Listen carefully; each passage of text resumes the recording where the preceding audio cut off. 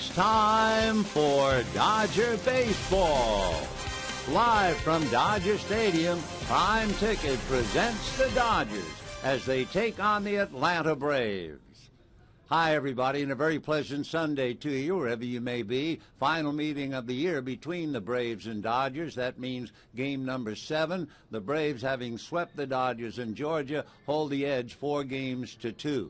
For the Dodgers, thoroughly frustrated. 9 times this year, they've won 2 in a row, and 8 times they try to make it 3, and they come up short, as they did last night, losing a thriller 2-1. Today, the Dodgers will bring up Matt McGill to replace Ted Lilly. Yes, Virginia, another Dodger goes on the disabled list. That would make it 16, and the Dodgers having used the list 18 times this year. Hanley Ramirez, by the way, they're scared to death about that hamstring, and he is not in the starting lineup. Mike Minor, however, is in the starting lineup for the Braves. He is 7-2. He had a 7-game winning streak snap when he lost a heartbreaker 1-0. So we have a dandy on schedule. Hope you'll be with us. Stay with us, because we'll have the ball game and a whole lot more coming up right after this.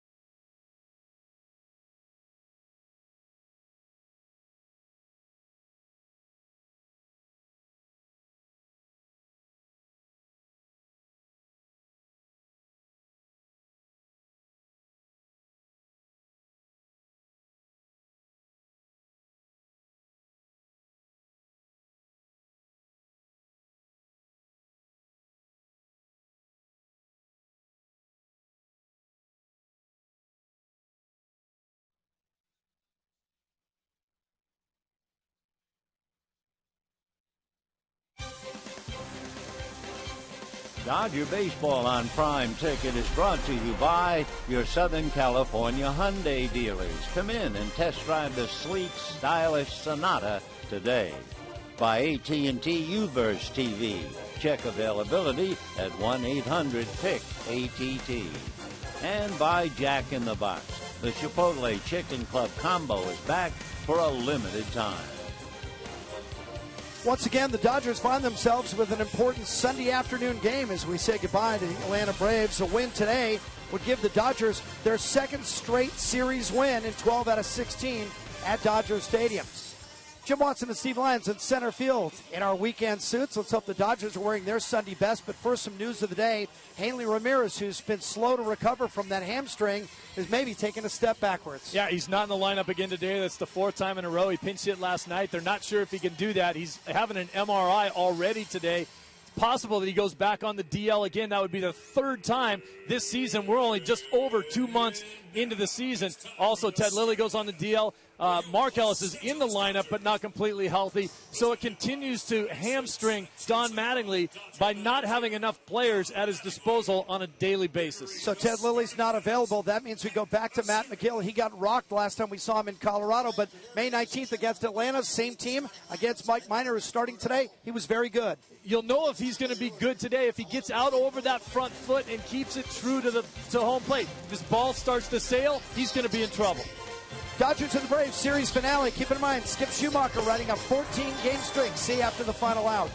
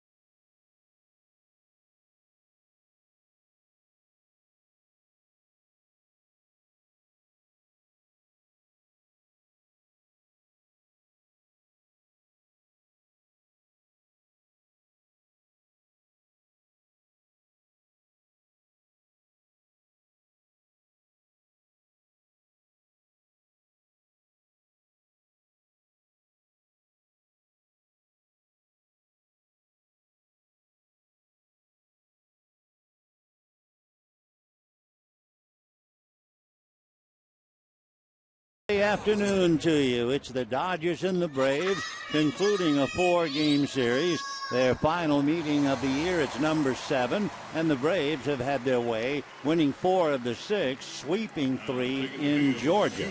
So the Dodgers going into today's game have won 2 out of 3 from the division-leading Braves, who lead Philadelphia by 7.5 games. For the Dodgers and the Braves, the parting of the ways for Freddie Gonzalez and company. For the Dodgers, they will settle in because they still have a lot of work to do with the Arizona Diamondbacks. And the Dodgers 7.5 games back of Arizona, so they have an opportunity to cut into that lead. Meanwhile, let's take a look at the Braves lineup. Shortstop Andrelton Simmons leading off. Right field, Jason Hayward. Justin Upton is in left field. And Freddie Freeman hitting cleanup at first base. Evan Gattis behind the plate, so they rest Brian McCann. Dan Uggla is at second base. Ramiro Pena, the switch-hitting third baseman, batting 7th. Jordan Schaefer, who has pinch hit in 2 games, starts today in center field for BJ. And it is Mike Minor on the mound. On the mound for the Dodgers, right-hander Matt McGill, the pride of Simi Valley, went to Royal High School in Simi Valley. Matt stands 6'3", 190, weighs in at about 24 years of age come the middle of November. So for Matt, and the last time we saw him pitch here at home, His mother, father, wife, and sister were here, so we have to assume they're in the stands again today. Recalled after having been battered around in Colorado. Of course, being battered around in Colorado, you join a long list of National League pitchers. That's when he gave up 4 home runs and walked 9. So the Dodgers still feel they're confident in his growth and his overall ability, and he's about ready to go now. And he'll be facing Drelton Simmons, Jason Hayward, and then Justin Upton. And Drelton Simmons hitting .261, had a good night last night, 3 hits. He also had a bunt single leading off the game before, though they will keep an eye on that. He did go 0 for 4 in the first game, and he takes ball 1. He arrived here with an 11-game hitting streak. It was snapped, but he's trying to start another one. So 1 ball and no strikes. Beautiful afternoon. The temperature 72 degrees. McGill delivers, and it's swung on and missed, and the count 0-2. Of course, for the Atlanta Braves, when you talk about a hitter swinging and missing, that is certainly not news. A very aggressive ball club, always on the attack at the plate. The next pitch is swung on and lifted foul off to the right and out of play. So 1-2 the count to the leadoff man at Drelton Simmons, the young man from Curacao, and he'll be followed by Jason Hayward and then Justin Upton. The Braves as a team, to illustrate how aggressive they are, they have struck out 562 times, and McGill very high with a pitch, and that brings Fedorovich up out of the crouch. So 2-2 the count. McGill with a major league record of 0-1. Right-hander poise, looks to get a sign. Now the 2-2 pitch on the way to Simmons, swung on and missed, and down he goes. So strikeout number 1 for Matt McGill. With the Dodgers this year, we'll set the Dodgers defensively. You have Gonzalez and Ellis, Punto and Cruz, Van Slyke, Schumacher, and Puig. You have Fedorovich behind the plate handling McGill. Dodgers obviously very frightened to play Hanley Ramirez. The first pitch of the left-hand hitting Hayward is high, ball 1, 1-0. The Braves did a nice thing. He has a younger brother, Jacob. The 1-0 pitch on the way, ball 2. And even though his younger brother announced that he was going to go to the University of Miami, Braves, kind of a tip of the hat to Jason, and they drafted his younger brother, even knowing that he was not going to go. The pitch is high to Jason, so the left-hand hitting right fielder has a 3-0 count as he stands at the plate. McGill holds the ball out in front of his face, reads Fedorovich, and the 3-0 pitch Jason takes very high. That wasn't in the neighborhood, and that's ball 4. So McGill strikes out a man, walks a man. If you look at his numbers, you realize that he is a young pitcher who is certainly fighting it.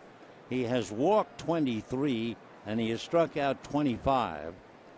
And he has a runner at first with 1 out, and Justin Upton at the plate. Justin Upton has struck out 72 times. Dan Uggla 78. And then you have BJ, who's not playing, 71. The first pitch low and away, ball 1. So the Braves might strike out a lot, but they have 13 3-run home runs. The Dodgers have 1. And Freddie's club, 7.5 games in front of Philadelphia. So they're doing something right. McGill is high again, 2-0 the count. So that's the big question of Matt. Can he throw strikes? Can you throw strikes at a major league level? Well, he struck out Simmons, walked Hayward, and he's behind to Upton 2-0. And maybe the top hitter in the lineup, that would be Freddie Freeman waiting on deck. McGill from a stretch. Matt turns, throws to first. Hayward jumping back on the bag.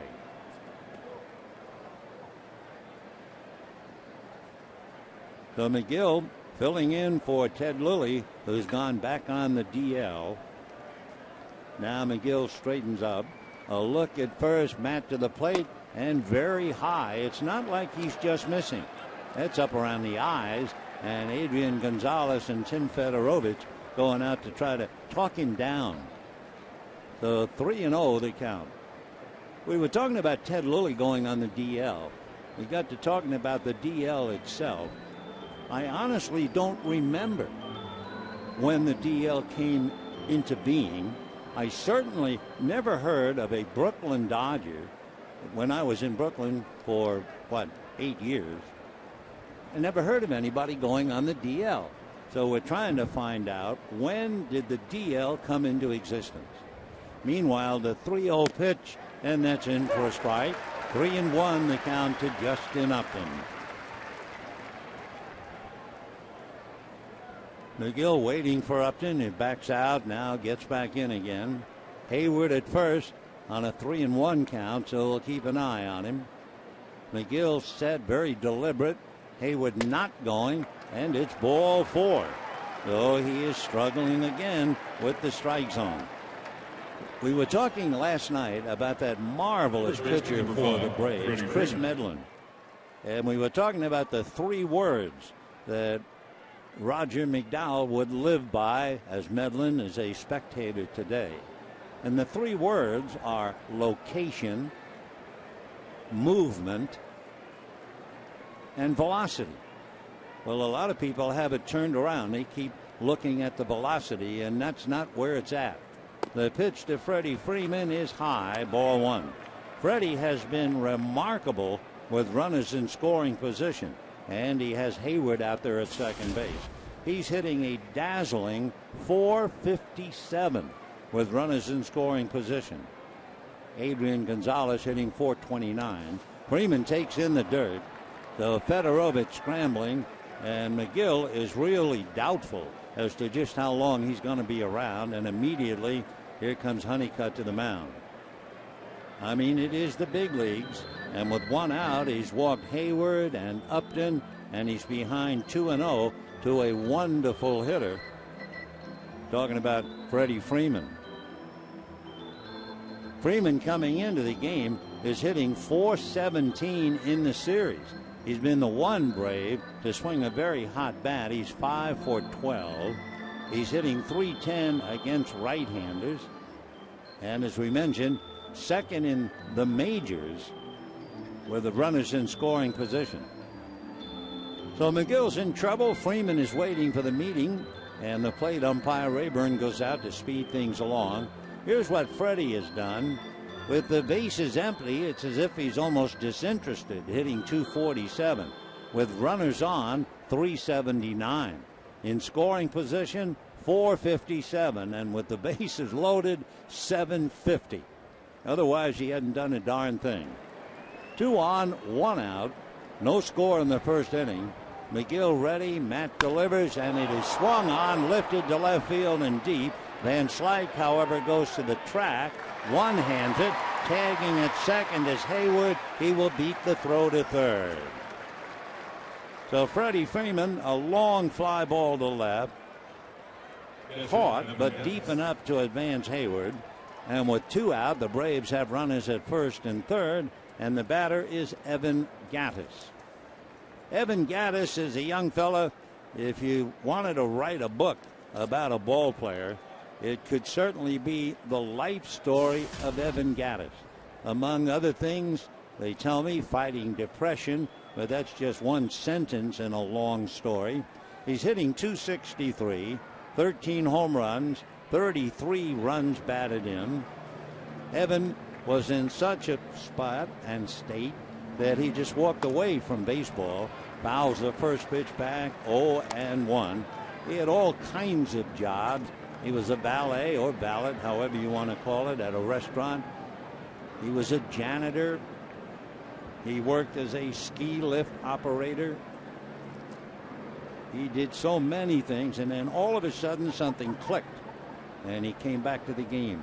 Strike 1 pitch is swung on. Ground ball down to second. Little English on it, and the out at first. And so McGill is out of the inning. He must have cued that ball. That went sideways down to Ellis. And at the end of half an inning, no score.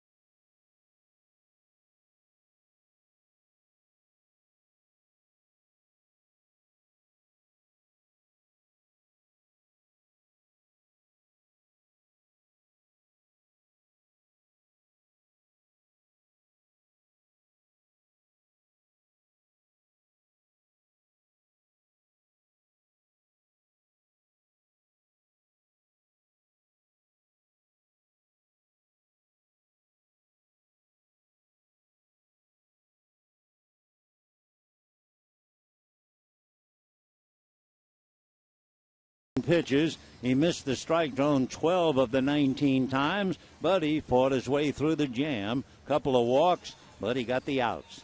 Now, in the bottom of the first inning, we can take a look at the lineup card for Don Mattingly. Yasiel Puig will start it off in right. Nick Punto at short. Adrian Gonzalez at first. Scott Van Slyke in left field. It is a shock indeed, but it is the nature of the situation that Luis Cruz hitting 136 with 1 home run and 6 runs batted in, is batting 5th in the Dodger lineup. Then you have Skip Schumacher in center field, Tim Fedorovich the catcher, Mark Ellis batting 8th, Matt McGill on the mound. On the mound for the Braves, another solid pitcher by the name of Mike Minor. Mike out of Chapel Hill, Tennessee.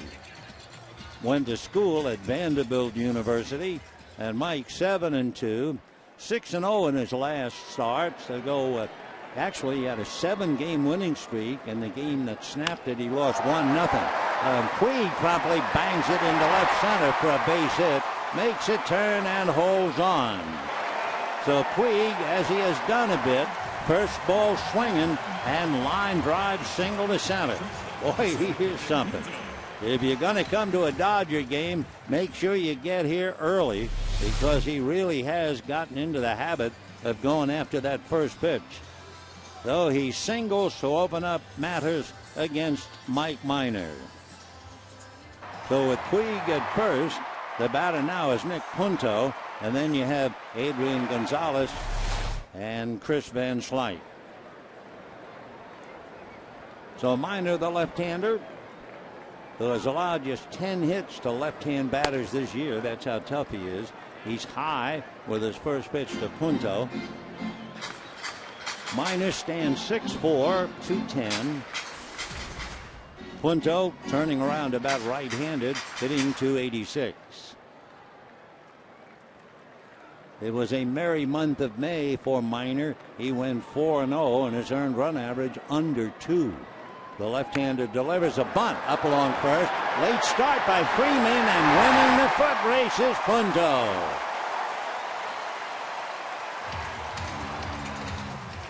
So Mike Minor might be in major trouble here in the first inning. A leadoff single by Puig, and then Nick Punto bunts for a base hit. It looked like Freddie Freeman was a little startled. He was late leaving the bag.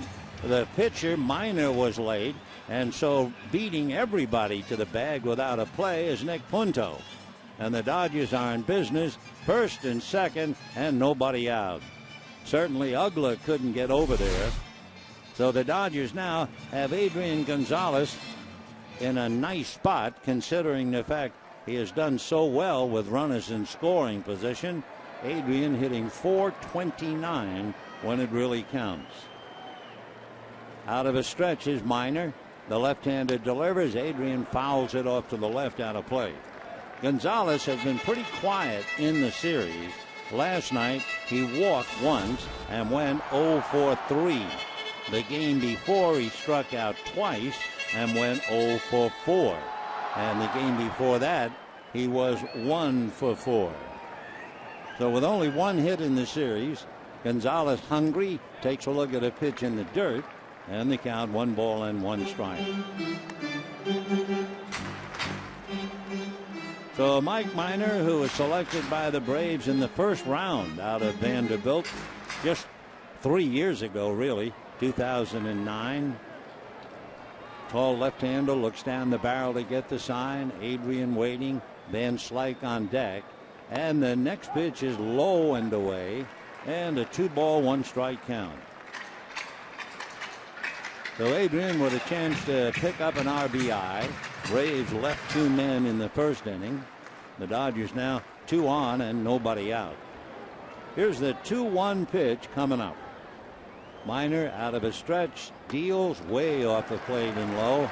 So he's struggling. 3-1, 1 pitch away from loading him up. In looking at Minor's numbers as we were checking McGill, and for Mike Minor, with a record of 7-2, as you would imagine, 14 walks, 72 strikeouts. A little better than 5-1. 3-1 pitch on the way. And the left-hander deals off the plate, and the bases are loaded with nobody out. So down to second goes Punto. Down to third goes Puig. And with the bases loaded and nobody out, Scott Van Slyke coming up. Van Slyke, the big right-hand hitting left fielder, hitting .234. He has 6 home runs, 11 runs batted in, hitting in the cleanup spot for the 5th time this year. And Minor trying to work out of a jam. The left-hander's pitch to Van Slyke is a strike, 0-1. It's an interesting inning because Minor has allowed 2 hits in the first inning. Prior to today, he had allowed 5 hits in the first inning all year. Now the strike 1 pitch on the way to Van Slyke. Breaking ball, that's in there. So he goes right after Van Slyke, and he has him 0-2.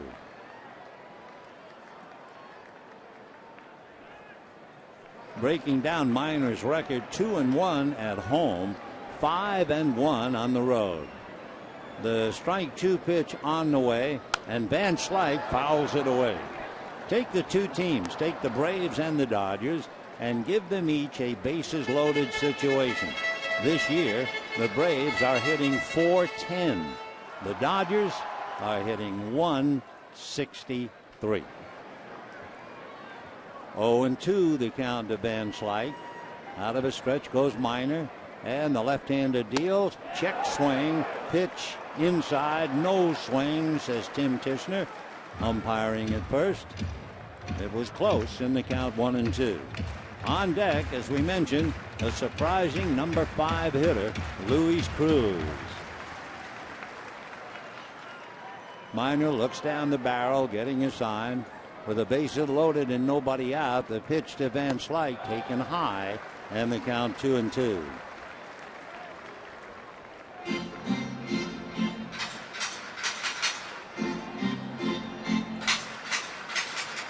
So Mike Minor trying to win his 8th, off to a wobbly start here. Left-hander looks down to get a sign from Evan Gattis. And too much time for Scott Van Slyke. Scotty backs out. Arizona will be here starting tomorrow night. Dodgers have some debts to pay. They've lost 5 out of 6 to the Diamondbacks. And again, Van Slyke tired of waiting, and now Gattis goes out to talk to Minor.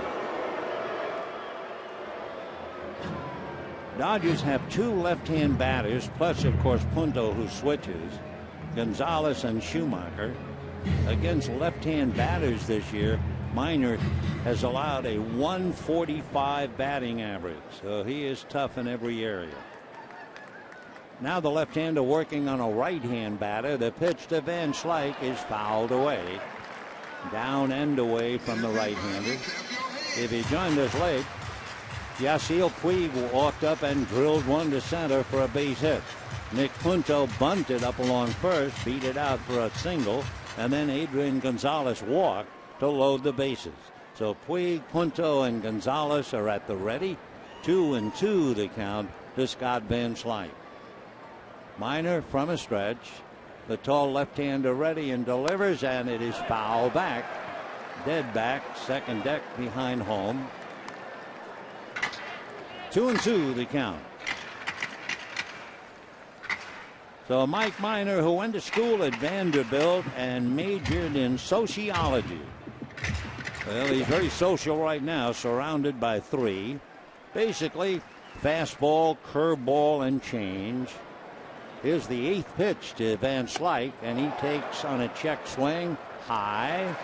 Ball 3. So Van Slyke giving it quite a battle. This will be the 9th pitch coming to him. And with the bases loaded and nobody out.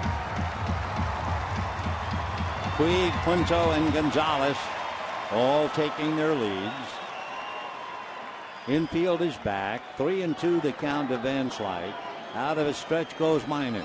And the 3-2 pitch is swung on. Ground ball to third. The play is to the plate for one. No further action. So Puig is forced at home. Play going 5-2, and everybody else moves up. Give us a chance to look at the Braves defensively. And here's the way they stack up. Freeman and Ugla, Simmons and Pena, with Upton, Schaefer, and in right field Hayward, McCann behind the plate. And of course Pena alertly going to the plate to force Puig. So one out. Bases remain loaded. And in the rather surprising number 5 slot, here is Luis Cruz. We've seen a lot of number 5 hitters, but none hitting 136 with a home run and 6 runs batted in. Minor ready, delivers, and the pitch on the outside corner for a strike. Hanley Ramirez has batted as a pinch hitter in the 5th slot. Flied out, singled, but now here's Luis. The strike 1 pitch on the way is taken a little high. 1 ball and 1 strike. Dodgers failing in the clutch all spring, which is one reason why they're 7.5 games behind Arizona. Minor set again. 7-game winner comes back, and that's taken off the plate with a fastball. The fastball at 93. So he's making a lot of pitches. He walked Gonzalez. He made 9 pitches to Van Slyke. Now he's ready to make his 4th pitch to Luis Cruz. The left-hander surrounded by Dodgers, and the 2-1 pitch is swung on and fouled back, and they count 2-2.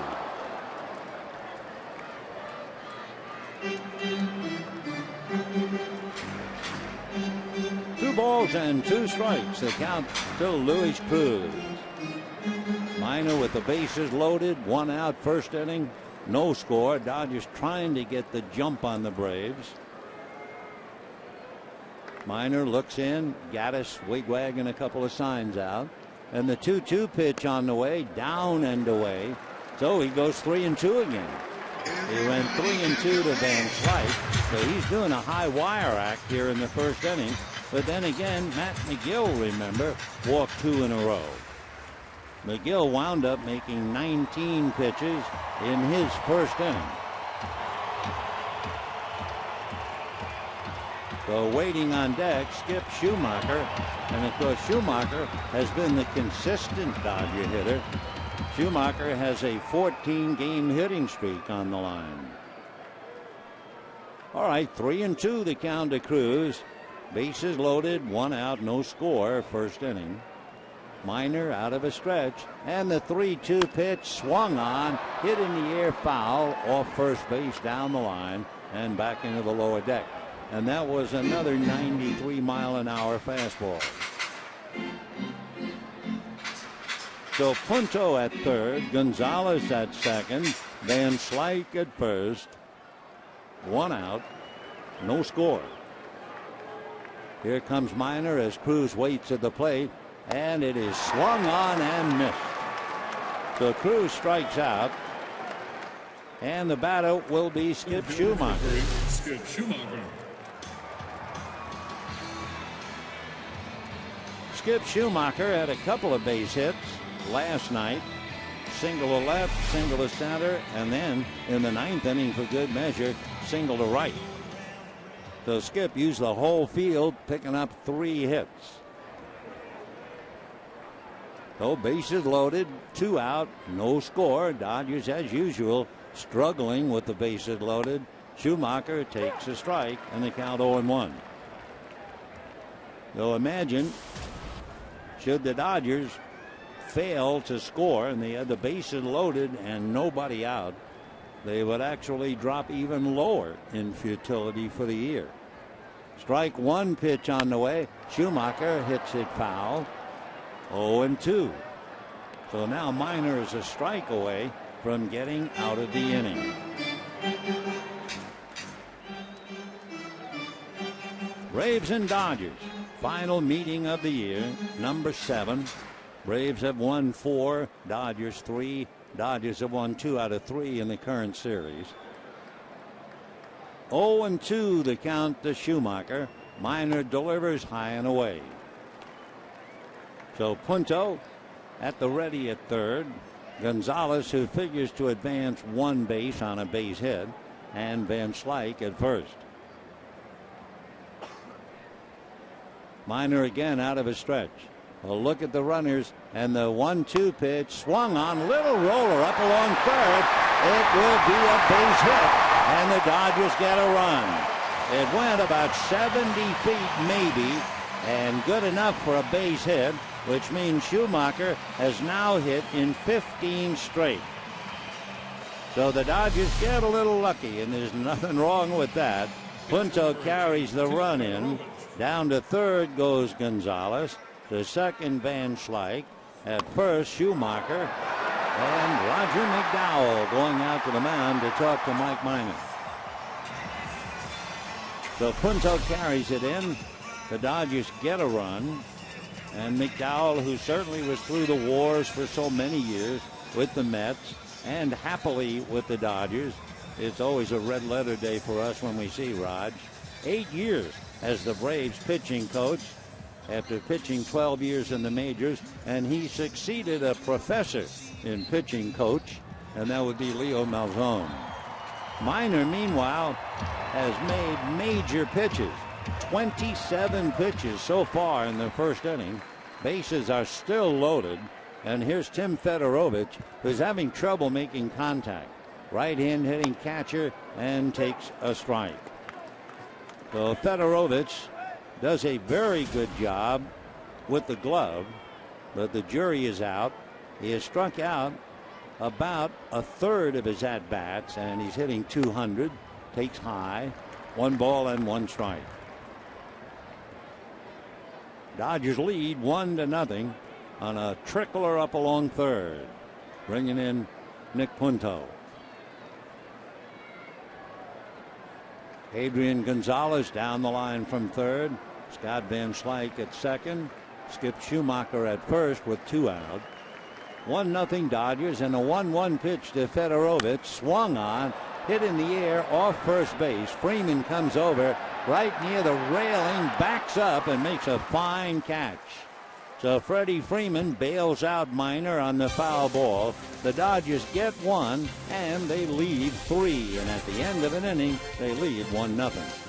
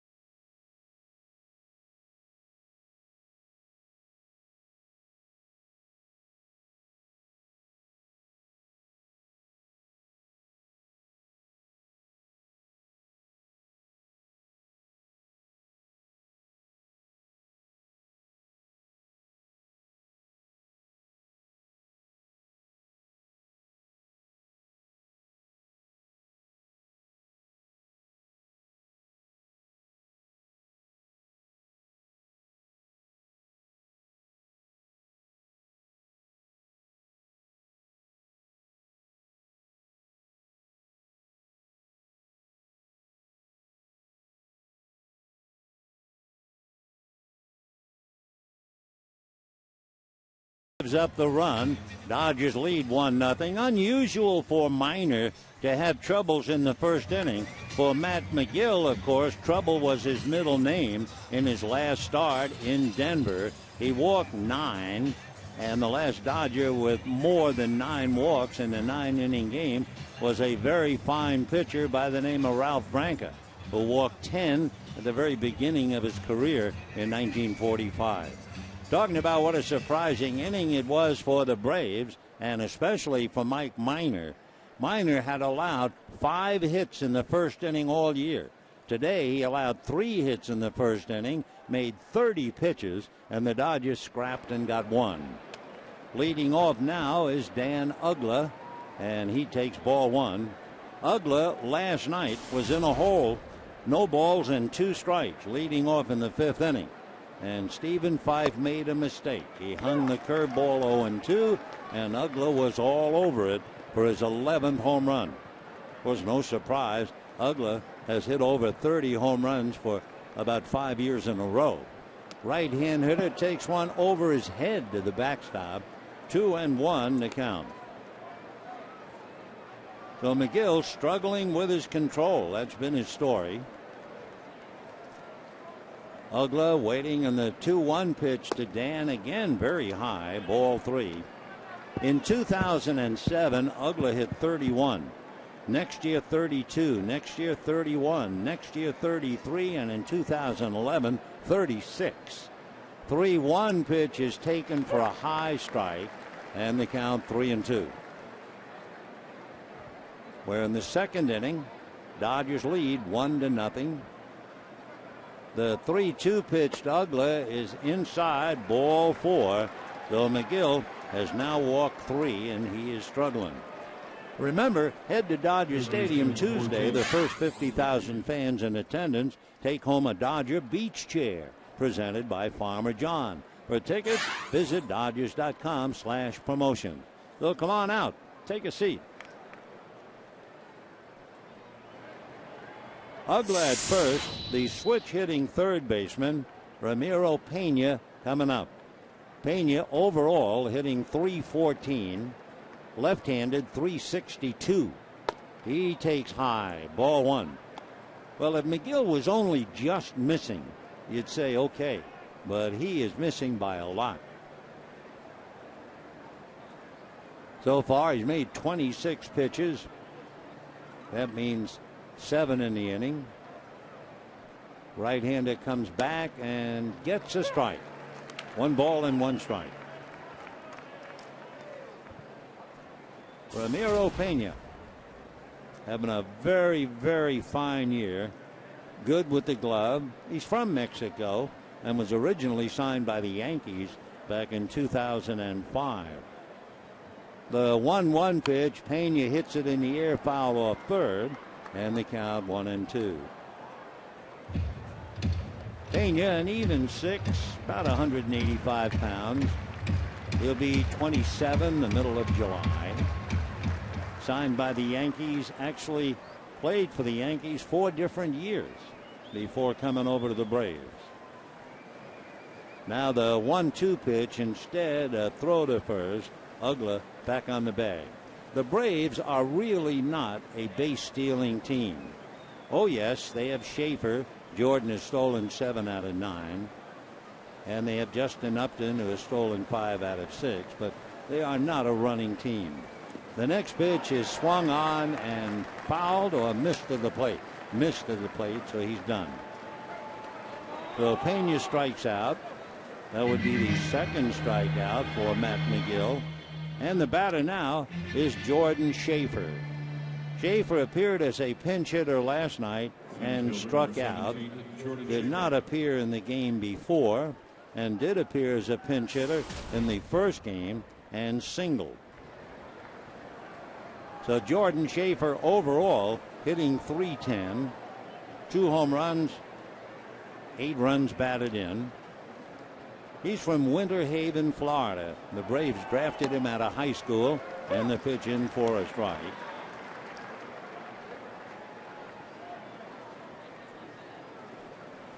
We've mentioned it each time we've seen him. but figuring the audience goes in and out in the telecast, it's worth repeating about Jordan Schaefer's debut. And the left-hand hitter takes high. In his very first big league game, his home run came in his first ever plate appearance. He did it on opening day, and he did it against the defending World Series champion, the Philadelphia Phillies. That was back in 2009. 6'1", 200-pounder, 27, bunts down to get it is McGill, flips it over to first, and on the sacrifice, Ugla advances to second. Now, you don't see a number 8 hitter sacrifice with the pitcher coming up. So we will check Mike Minor and find out about the bat. Minor's had 24 at-bats, and he has 3 hits. He has 1 home run, 2 RBIs. Considering all factors in mind, it will not be a sacrifice for Schaefer. He was trying to bunt for a base hit. So on the bunt, advancing is Ugla, and Minor takes a strike. Yeah, that's one for the books. You will rarely see, with 1 out, a number 8 hitter bunt. And maybe that's exactly why Schaefer thought he'd get away with it. Strike 1 pitch is swung on, pop foul off to the right, near the Braves dugout. Fedorovich makes a remarkable one-hand catch. Thank you to the new catcher's mitt, which is almost like a first baseman's mitt with padding, and he was able to go to the railing, reach up, and hold on to it. And it's 1-0 Dodgers.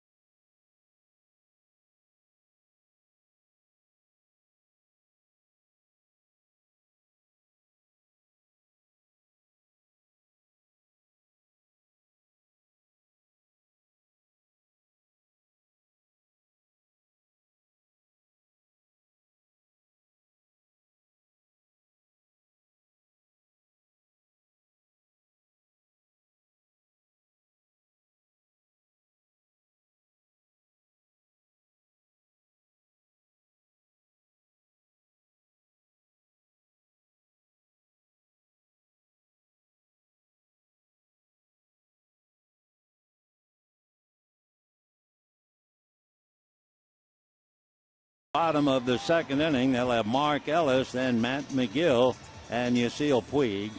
For Don Mattingly, when you realize that Luis Cruz is batting 5th, that brings up the startling number. The fact that the Dodgers have used 59 different batting orders in 62 games, needless to say, most by any team in the National League. So we're not putting pressure on Cruz. What we just mean is the fact there's been a lot of changes going on, and of course they're still not ready to risk playing Hanley Ramirez. And of course catcher A.J. Ellis is out of there as well. So Mike Minor ready to go to work, and Mark Ellis takes a strike. Interesting too, the Dodgers have used 7 different leadoff hitters, 6 cleanup hitters, and 10 different Dodgers have hit in the 5th spot. Ellis, meanwhile, a line drive single to left field, and Mark will hold on. So Ellis ropes one into left. Another base hit. That'd be number 4 against Minor. and the batter is McGill. We have some numbers that I'm sure you will find fascinating. Mike Minor and the numbers 2-5-2. And you look at it and you say that's impossible. The pitch to McGill missed for a strike. His earned run average at home, 2.52. His earned run average away, 2.52. His earned run average in the daytime, 2.52. His earned run average at night, 2.52. His career against the Dodgers, all together now, 2.52. I mean, that's remarkable. Mike Minor, big boy out of Chapel Hill, Tennessee. So Mark Ellis at first. McGill trying to move him up a notch. And Yasiel Puig, who singled in his first at-bat, waiting on deck.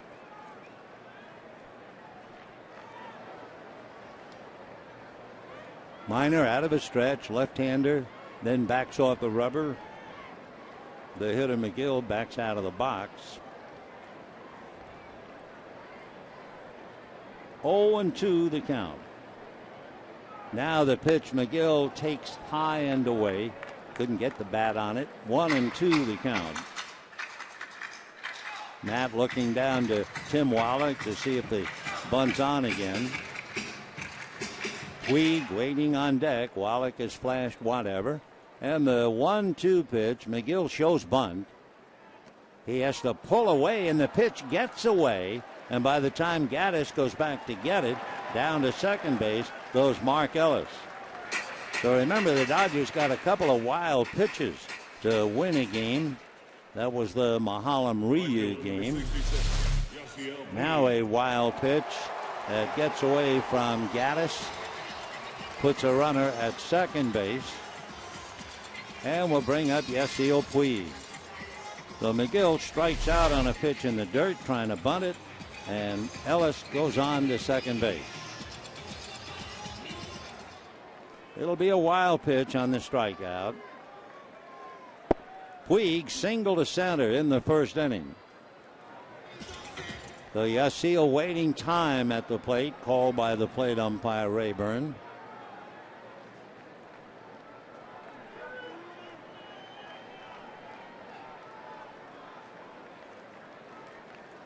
So Puig waiting. Ellis able to take a pretty good lead from second base. Minor takes a look back at him. Now the pitch to Puig, high and inside, ball one. 1-0 the count. With Rayburn behind the plate, you have Tishner, Scott, the crew chief, and Buckner working the lines for the umpire. Puig in and out of the box, now back up. Minor in trouble since Puig led off the first inning with a base hit. The 1-0 pitch on the way to Yasiel. The left-hander's fastball just inside. Boy, that took a pretty good eye and patience to take that pitch. 2-0 the count to Puig. Dodgers lead 1-0. We're in the bottom of the second inning. Ellis, second base, one out on a strikeout and a wild pitch. The 2-0 pitch on the way to Yasiel. Swung on, lifted to right field. Haywood has a fine arm. Ellis is going to tag, but I don't believe. Nope, no way he's going to go. And a hopper is cut off at shortstop by Simmons. So Puig, fly ball to right field. 2 down in the second inning, and Nick Punto coming up. Punto bunted for a base hit in the first inning and beat it out without a play. So Nick, 1-for-1. 1 run, 4 hits for the Dodgers. Remember, they left the bases loaded. The Braves, no runs, no hits, but they've gotten 3 walks. So Punto trying to pick up Mark Ellis. Minor set, and Mike deals in the first pitch in there for a strike. Punto, of course, making it tough.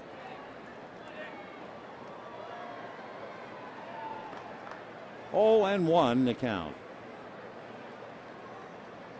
Punto at 5'9", bent slightly at the waist and knees.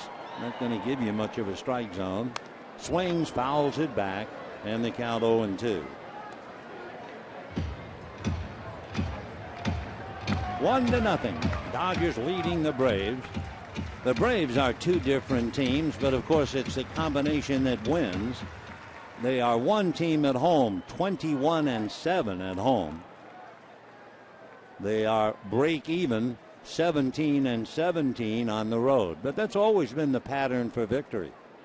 Strike two pitch. Punto hits one, and it's stabbed by Freeman. Line drive that should have gone down the right field line for an extra base and a run. Freddie Freeman, who's been swinging a hot bat, also has a hot glove over there, and Punto is denied.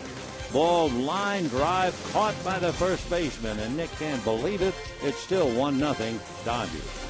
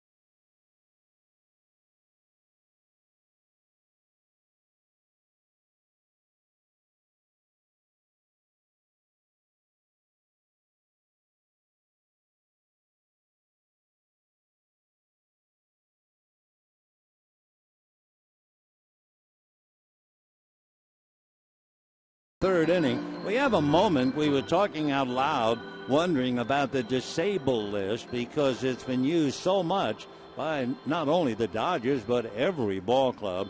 And just to try and skim some of the facts off the top, in July of 1915, the National League created a disabled list, but the rule lasted only through the 1916 season. They didn't revive it again until 1941. In 1950, the minimum stay was shortened to 30 days. The first pitch now to Simmons, in for a strike, and the count 0-1.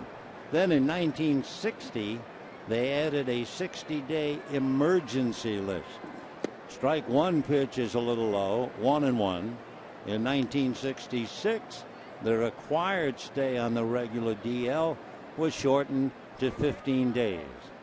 Then there were 4 different disabled lists started in 1981. 1-1 pitch, fouled, just hit foul off to the right, 1 and 2. There were 4 disabled lists, the regular 21-day list with a 3-player limit, the 15-day list for 1 non-pitcher, a new special 21-day list, and the emergency 60-day list.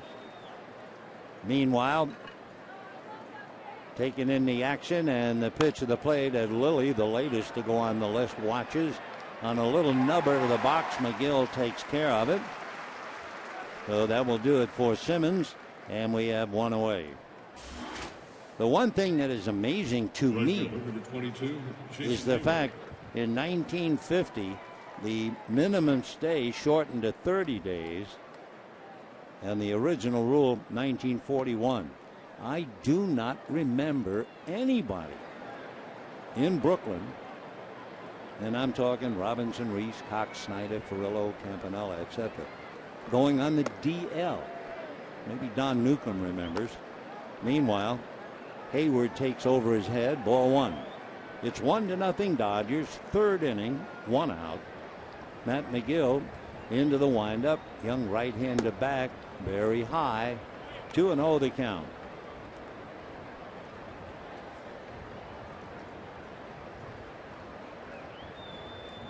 Matt McGill out of Simi Valley made his first start with the Dodgers in the minor leagues in 2008. He misses away for ball 3. He won 11 games in Rancho Cucamonga and in Chattanooga. Here's the 3-0 pitch, and that's low. So you might get away with it in the minor leagues, missing the strike zone, but not in the big leagues. They are just too good to keep biting at bad pitches. So he has now walked 4, and he has 1 out in the 3rd. And I'm sure it's a mental thing for him now, coming off that 9-walk game in Colorado. Of course, maybe in Denver, knowing how well the ball flies in the rarefied air, maybe he was overly cautious. Well, now he's got Justin Upton, whom he walked in the first inning, and he misses ball 1. The other thing, you not only get into constant trouble, but you are wasting ammunition. He's already made 42 pitches now. 1 ball and no strikes to Justin Upton. The 1-0 pitch on the way. Justin fouls it. No, it stays fair going up along first. And Gonzalez overruns the ball. It is one of those things where a 4-year-old could pick up the ball and make the play, and Adrian couldn't do it. And for a Gold Glove, a successful veteran, that is downright embarrassing. Little squiggler, looked like it was going to go foul, then fair, and he tried to pick it up with his glove. That was really there was no reason to pick up such a slow roller with the leather. And it just went in, and when he squeezed the glove, he came up empty. So Gonzalez, on what should have been the second out, commits the error. Runners at first and second. 1 out. 0-1 now the count to Freddie Freeman, who fly deep to left field in the first inning. 0-1 in the dirt. Nice block by Fedorovich. So instead of 2 out and a runner at second, you have 1 out and runners at first and second.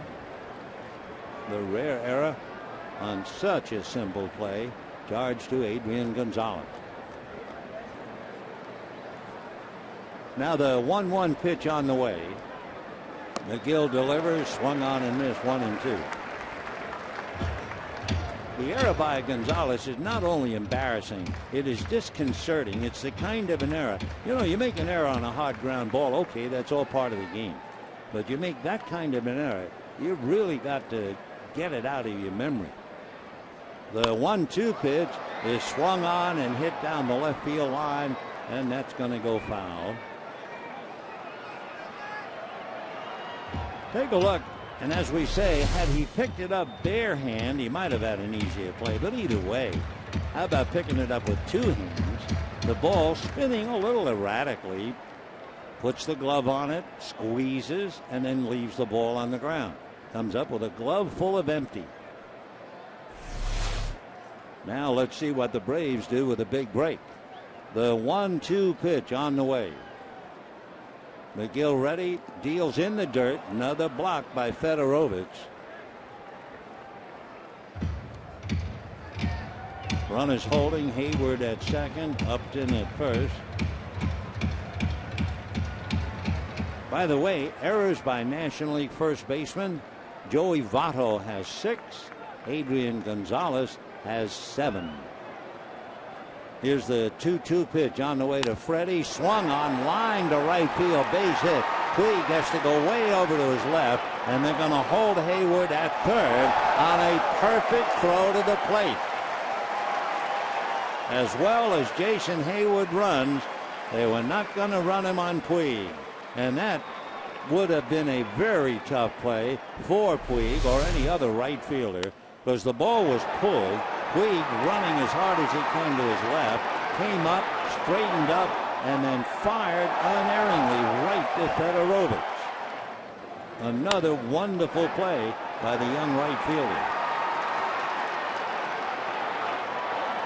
So now the Braves have the bases loaded with one out, and the batter, Evan Gattis. And for Puig to get everything on the throw, he had to use his entire body flying through the air to complete the follow through. So here is Gattis, right-hand hitter. The pitch to Evan is swung on, high fly ball to left. It's playable. The runners all tag. Van Slyke for the catch. Hayward tags to score. The others hold on. And we have a 1-1 tie. But, of course, remember, that should have been the third out. Second baseman, Dan Ogle. So Gattis gets a run batted in. Hayward carries it home. So the error cost the run. 2 on and 2 out. And here's Dan Uggla facing McGill. Uggla walked in the second inning. Matt out of a stretch, a look back at Upton, and the first pitch in for a strike. That is the rare moment for McGill to actually get out in front of a hitter. No balls, 1 strike. In a 1-1 tie, we're in the third. McGill comes back 0-1, and he's low. 1-1 the count.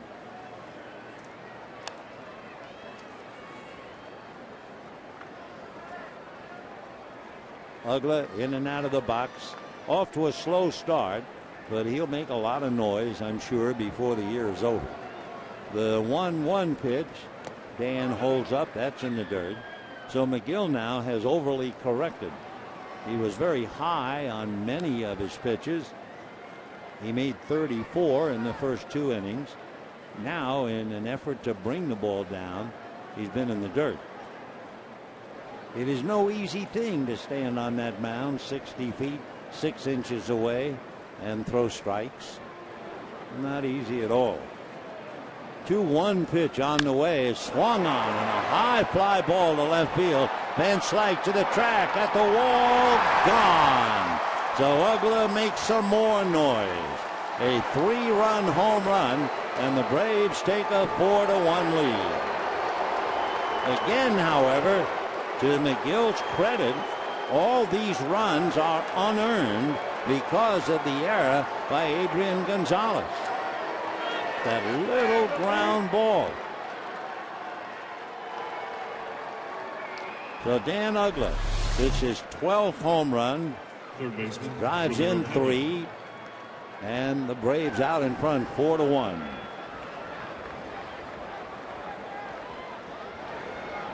That thing sailing well up and kicking into the bullpen for the Dodgers. So now Ramiro Pena checks in. He struck out in the second inning and lifts one foul off third out of play. So Dan Uggla, he of the 30 home runs, easy, has been struggling and now explodes. He had that home run last night leading off the inning, and he hits a big 3-run home run here in the third. It is small consolation to Matt McGill that all the runs are unearned because of the error at first. He's down 4-1. Strike 1 pitch hit right at Adrian Gonzalez for the out. Put up 4 for the Braves at the end of 2.5 innings. It's 4-1 Georgia.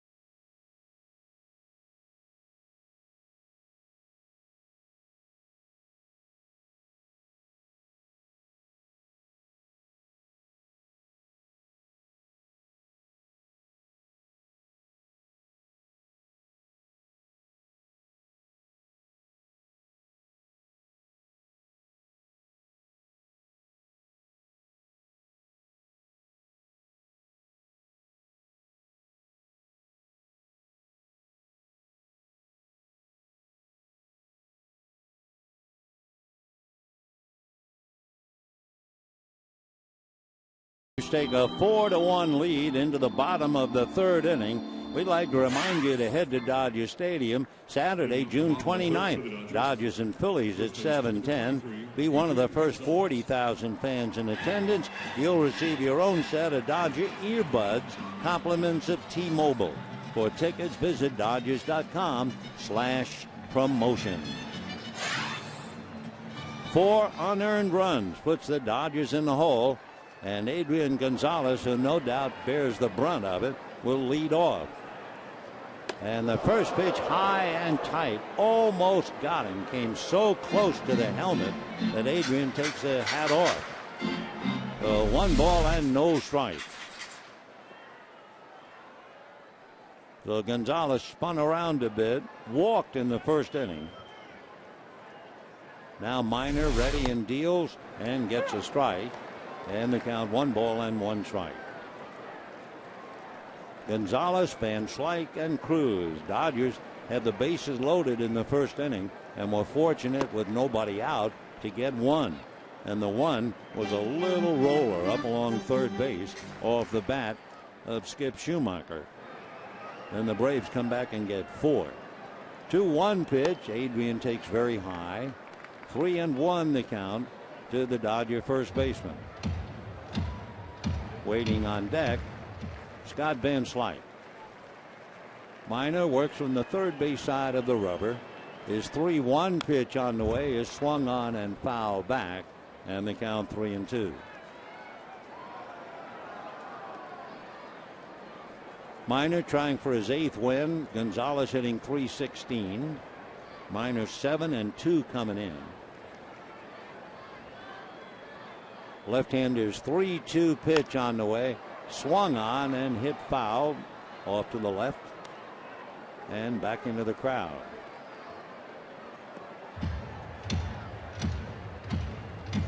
Beautiful day, temperature in the low 70s at game time.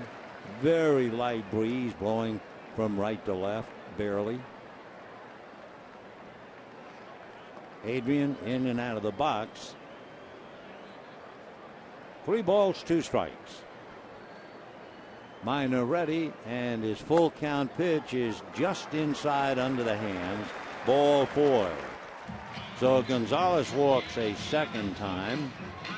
The only 2 walks surrendered by Minor.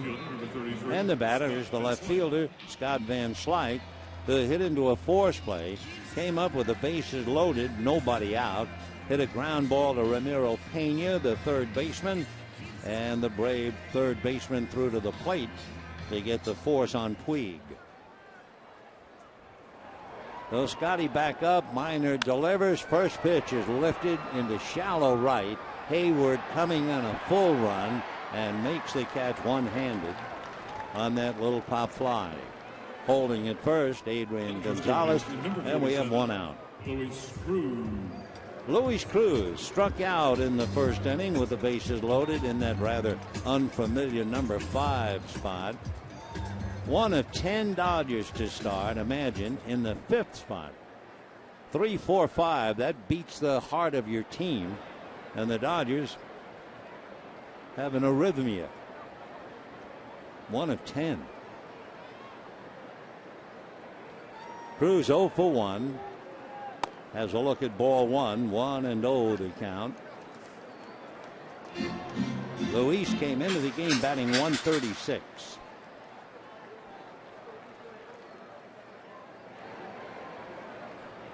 One ball and no strikes. Minor a look over. Gonzalez bluffs. That doesn't mean much. And the pitch is popped foul. Freddie Freeman trying to dance under it and makes the catch. So Cruz fouls out. You can understand how the Dodgers feel against the very successful left-handers, and they just don't have the hitters in the lineup to score a lot of runs. So they have 1, and the Braves have 4.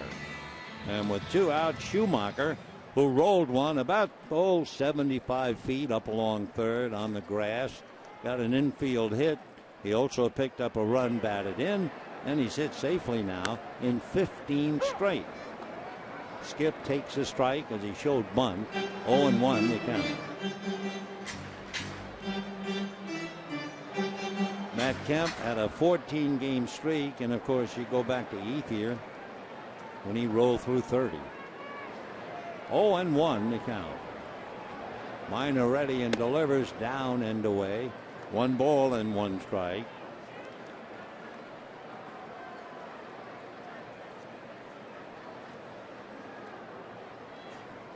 Minor quickly out of a stretch again. He didn't waste much time.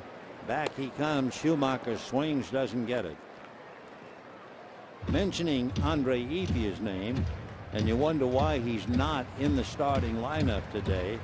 Well, history tells us that Andre is 0 for 6 against Minor.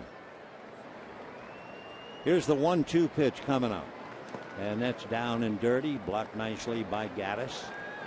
2-2 the count. 2 out, 3rd inning. Braves 4, Dodgers 1. Dodgers committed an error. Dan Uggla hit a 3-run home run. Gaddis had a sacrifice fly. And the pitch is high, and that runs the count all the way. Fedorovich, who fouled out in the 1st inning, is on deck. 3-2 the count to Skip Schumacher.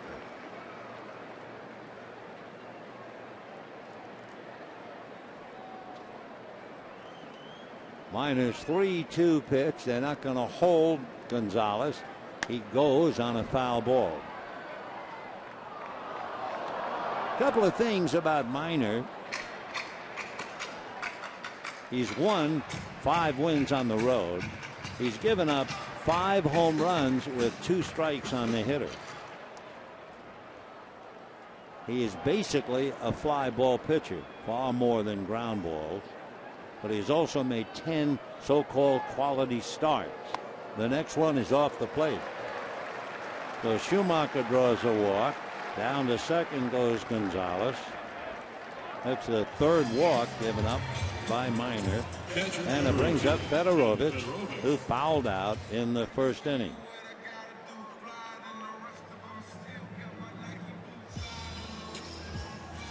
Another thing that Mike Minor has done very well for the Braves is to win after a loss. 5 times he has picked the ball club up with a victory on the heels of a loss. Right now he's leading 4-1. Dodgers have 2 on with 2 out, and Fedorovich takes way inside, ball 1. 1-0 the count.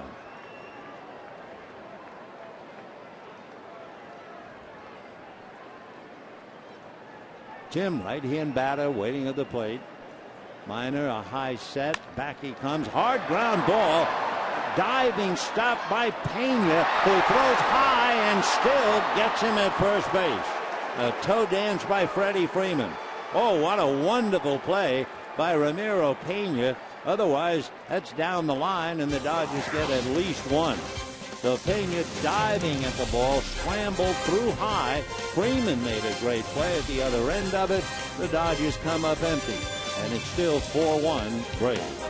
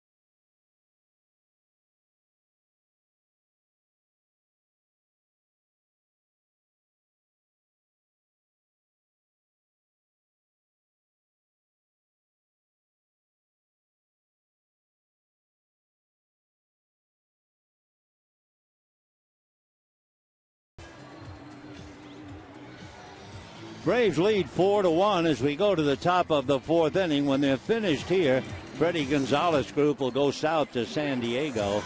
14 straight division titles for the Atlanta Braves, a proud organization, and well, they should be. However, they've not won the division since then. They did make the playoffs as a wild card. They're leading Washington by 7.5. And what you have to remember about Freddie Gonzalez Ball Club, he has 11 players 25 years old or younger. So the Braves are building for another long run. Meanwhile, in the fourth inning, Jordan Schaefer hit back to the box trying to bunt. That was really a surprise in the second inning. That's a strike. Minor made 19 pitches in the third inning, so his pitch count is up to 60.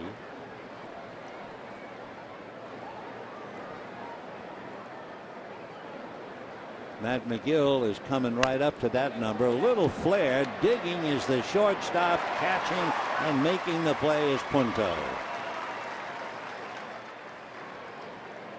So one out here in the fourth inning on the little blooper to short. Just when the Dodgers were beginning to get healthy, and of course they put Ted Lilly on the list today, they suffered another setback. We understand that Matt Kemp, who was on the disabled list with a strained right hamstring, suffered a setback in his recovery and is not expected to be back by Friday. I think most people thought that Matt would be ready to get back when the Dodgers play Pittsburgh, but it doesn't look so.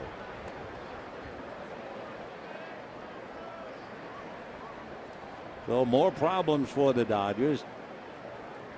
Minor with a 2-0 count. That's a strike. 2-1. Hanley Ramirez has been held out of the lineup for 4 straight days. He has stiffness. That's ball 3.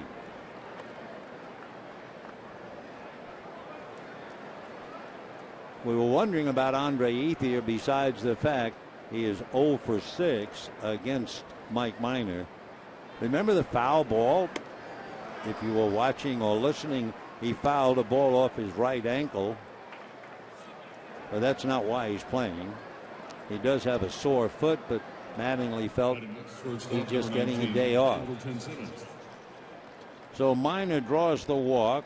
McGill still fighting it, has walked 5. And the batter is Adrelson Simmons, who struck out, hit back to the box.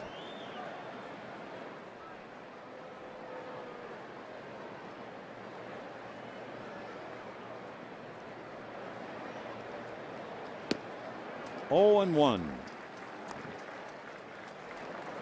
Simmons, good-looking shortstop with a great arm. Came into the game hitting .261, 5 home runs, 22 runs batted in. Simmons had 3 hits in last night's game.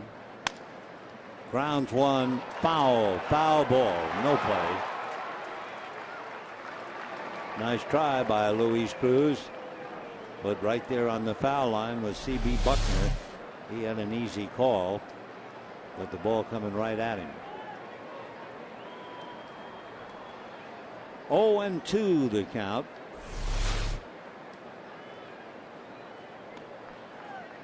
Simmons needs another bat. So he cracked his bat. It's on the grass. The bat boy will pick it up. And Andrelton coming back. We have 1 out. We're in the 4th inning. And the Braves with 4 unearned runs. An error by Adrian Gonzalez, the kind that would shock you if you saw it. And I'm sure you were shocked when he just couldn't pick it up. A little ground ball. So it goes. No balls and 2 strikes, the count to Simmons.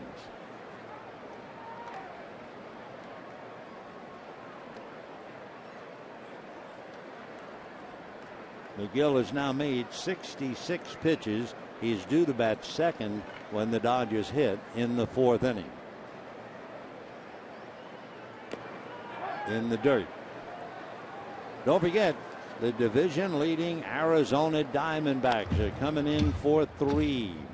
Clayton Kershaw on the mound tomorrow night. Kershaw will go up against Wade Miley. Tuesday night, Zach Greinke and Ian Kennedy. And then Wednesday night, Hyun-Jin Ryu and Patrick Corbin. Those are 3 big games. Fly ball to right field. Puig comes in, makes the catch. Holding at first is Minor. 2 down. Jason Hayward coming up. Jason Hayward. We were talking to Mike Brito before the game, the scout who signed him. And Mike was saying he's trying to lecture Puig, don't ever, ever dive head first at first base. Ever. And what Puig doesn't realize, in fact, the players don't. You see a lot of guys running hard and then diving at the bag. And unless it's inaccurate, a couple of years ago, I remember they did a study, and you lose time if you break stride to dive at the bag. They say if you continue running, you actually get there quicker. Last night, it scared everybody to death. It was the worst slide outside of the PS 52 you'll see anywhere, and he really risked injury. Landed heavily on his right shoulder. We also saw something last night that I had not seen before.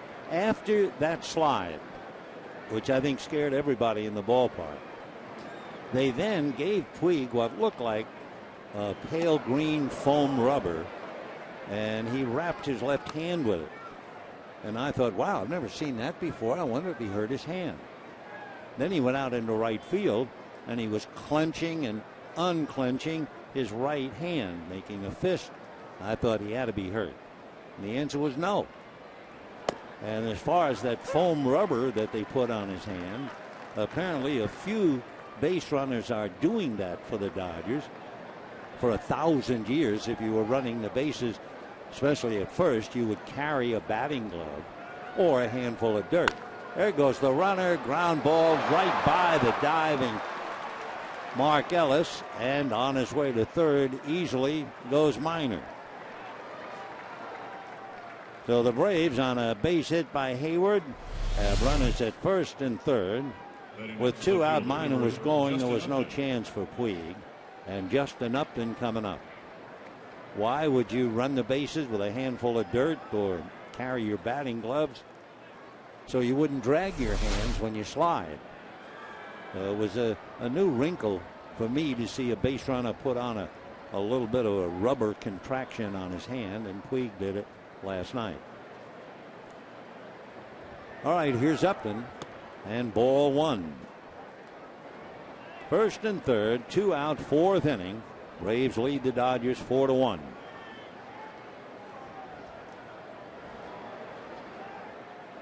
Fedorovich, we're going to keep McGill out there for a little while. He's not consuming time in the sense there's no one throwing in the bullpen getting ready. Tim just had a lot to say. 1-0 to Upton, who is 1 for 11 in the series. But of course, he carries lightning in that bat. 14 home runs, 29 runs batted in. More trouble on deck in Freddie Freeman.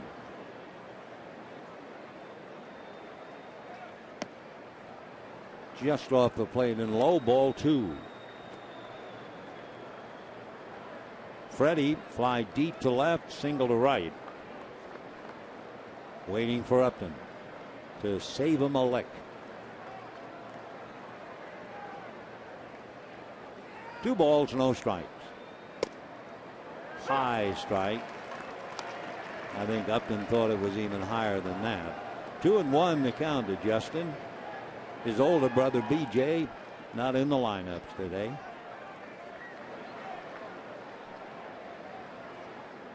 Ronald Belisario now gets up in the Dodger bullpen. Pitch counts up to 77. 2-2.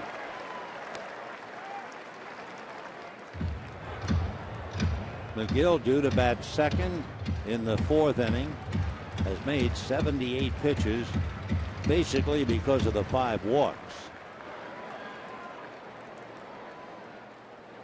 2-2.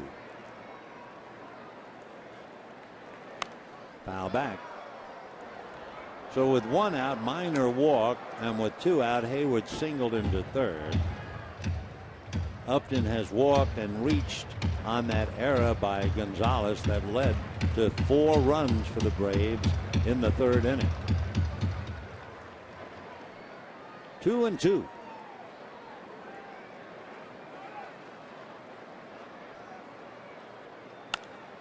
Swung on, lifted down the right field line. Puig coming over to the line, but it is back into the stands.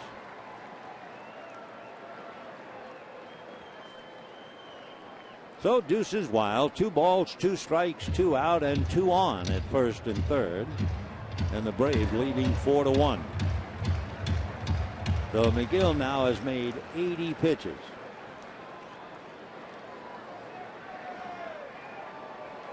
Two and two. Just off the plate. On deck, Freddie Freeman, the left-hand hitter, who's had a big series. So 3-2. That means Hayward ready to go from first. Minor down the line from third. And ball 4.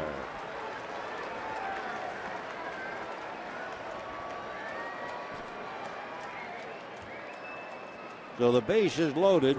Matt McGill has now walked a half a dozen. And let's see. Belisario is about ready in the pen, but they don't want to bring him in unless their hand is forced. Again, they'd like to get McGill out of the inning, and then they could bat for him in the fourth inning. So Honeycutt out there trying to get him to throw some strikes, and a very tough hitter coming up with the bases loaded.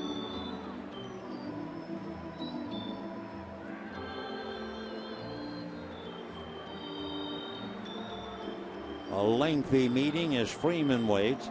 Freddie, a long fly ball, then Slight caught it deep on the track in the first inning. Line drive base hit to right field in the third. They weren't going to run on Puig. Then Gaddis had a sacrifice fly, and for good measure, Ugla then hit a 3-run home run. Freeman, by the way, this year, with the bases loaded, is hitting .750 with 8 runs batted in. So McGill challenges him, and there's a drive into left center. Schumacher, a diving try. And all runs will score. For a split second, it looked like Skip might make the catch, but he couldn't do it. So it's a double, and that sends everybody home, and it is 7-1 in favor of Atlanta on that long double by Freddie Freeman. A great effort by Skip Schumacher. He came close, but no cigar. And the ball bouncing away, and everybody came home. Minor, Hayward, and Upton. So Don Mattingly came out to talk to the plate umpire. Now he's going to talk to the third base umpire.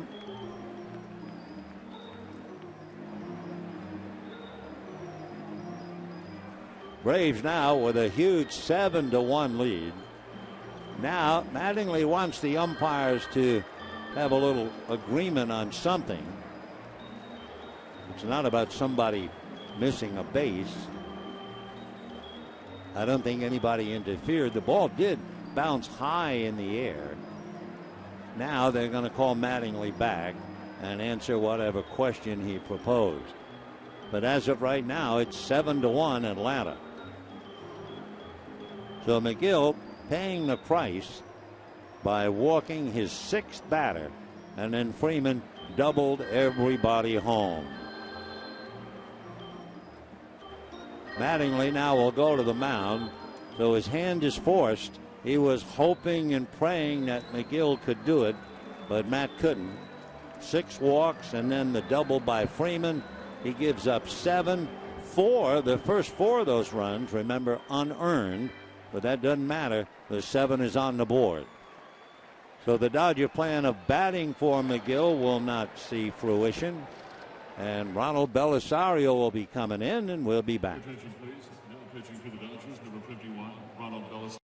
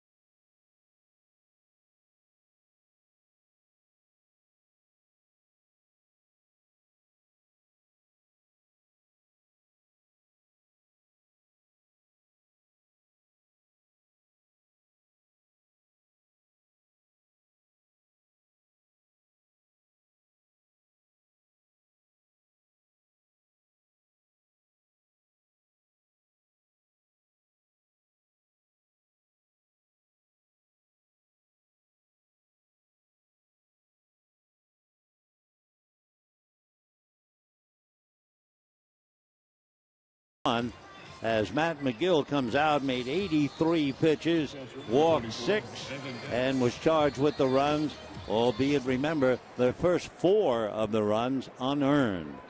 For the Dodgers, in trying to figure out why Mattingly might go out to talk, the first thought was that high bouncer after Skip Schumacher could not make the catch.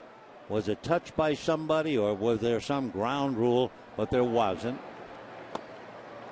0-1 the count to Evan Gattis. So Ronald Belisario picking up the burden. 27 hits in the last 16 innings. And of course he's worked a lot. 0-1. Fouled away. Gattis grounded out. He also had a sacrifice fly. He had a grand slam this year, and it came on a 3-0 pitch. That's only the 3rd time that's happened in the last 10 years. So Gattis allowed to feast on that 3-0 pitch.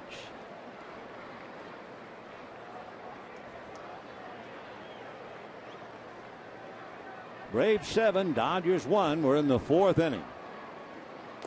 In the dirt. Nice save by Fedorovich. Gattis 0 for 1 with a run batted in. And right behind him, Dan Uggla, who hit a 3-run home run.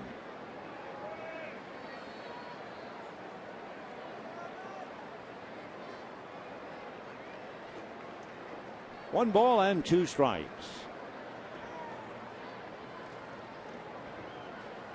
Fastball grounded to short. Nice hop there. Empty out. However, the damage was done on that bases clearing double by Freddie Freeman. And we're going to the bottom of the 4th. 7-1 Atlanta.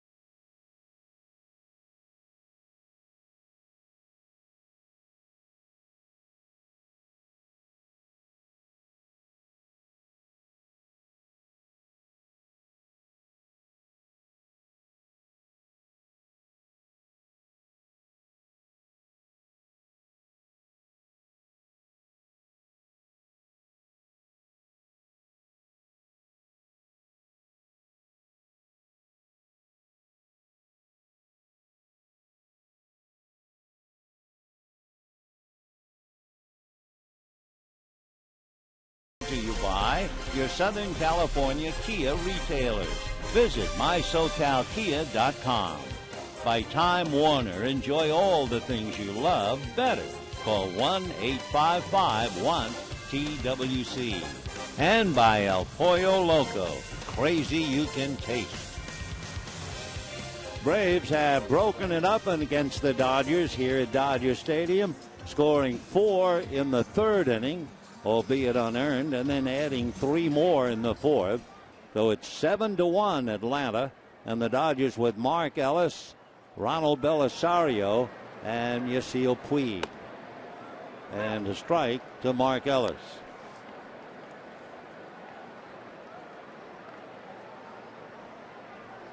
So it is a rare day indeed for Belisario to have an at-bat. 1-1 to count. Ronald in the on-deck circle for the first time this year. Foul ball. Freeman comes over. No play. So the local boy very much at home at Dodger Stadium. Freddie's from Orange. Having a big series. Single and a double today. 1 base hit last night. 3 hits the game before. 1 hit the game before that.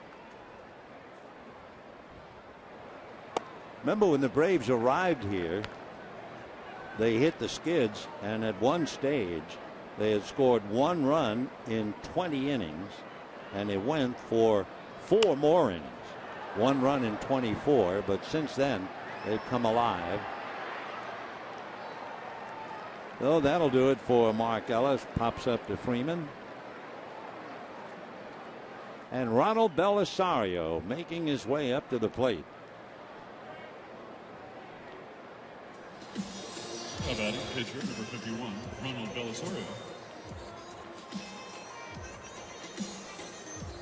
So he had 4 at-bats 4 years ago, and this is his first at-bat since, and he makes contact, which in itself is something. 2 down. Yasiel Puig will be coming up. Single, fly to right. Of course, a lot of the steam has come out of this game. 7-1 Atlanta. The crowd still hoping to see Puig do something.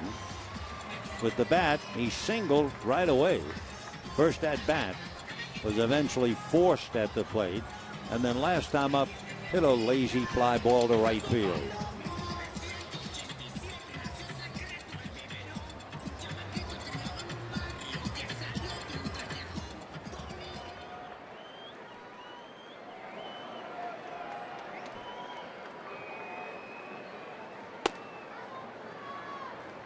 One ball and no strikes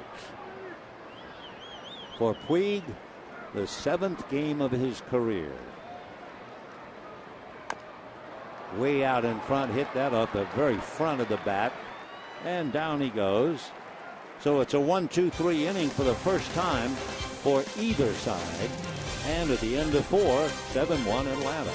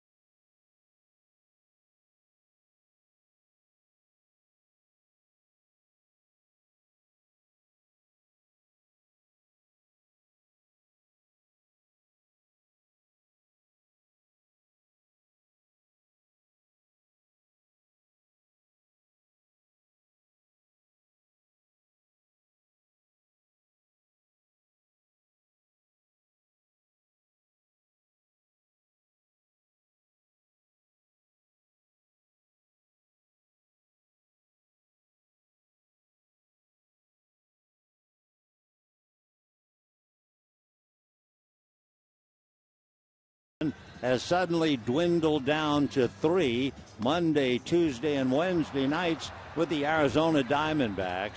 Dodgers then hit the road. They'll go to Pittsburgh. Then they'll play the Yankees for 2. They will go down south and play San Diego 4. Then on the 24th of June, they'll open up a 3-game series with the Giants, followed by 4 with Philadelphia. Talking about the Giants, they are leading the Diamondbacks 5-2 in the 5th inning. Marco Scutaro is homered and singled. The Giants second baseman is hitting .330. Brandon Belt has also homered against Tyler Skaggs. Belisario ready to work on Ugla. 0-1. Arizona leading the Giants by 2.5.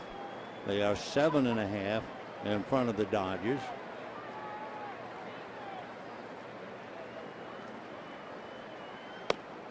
That's a strike. Ugla walked in the second inning and hit the 3-run home run in the third. Homered last night on an 0-2 pitch in the dirt. He had a curveball 0-2 from Stephen Fife and hit it in the seats. And then after Upton struck out, the shock of the night, Chris Medlin, the Atlanta pitcher, hit a home run. And that was enough to beat the Dodgers 2-1. 1-2 the count.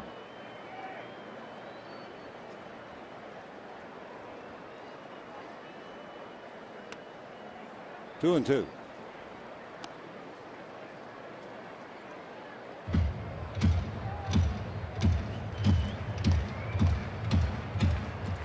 Ronald Belisario picking up the load here for Matt McGill. And a high drive into deep left field. Back goes Van Slyke, and he can't go in the stand, so it's another home run.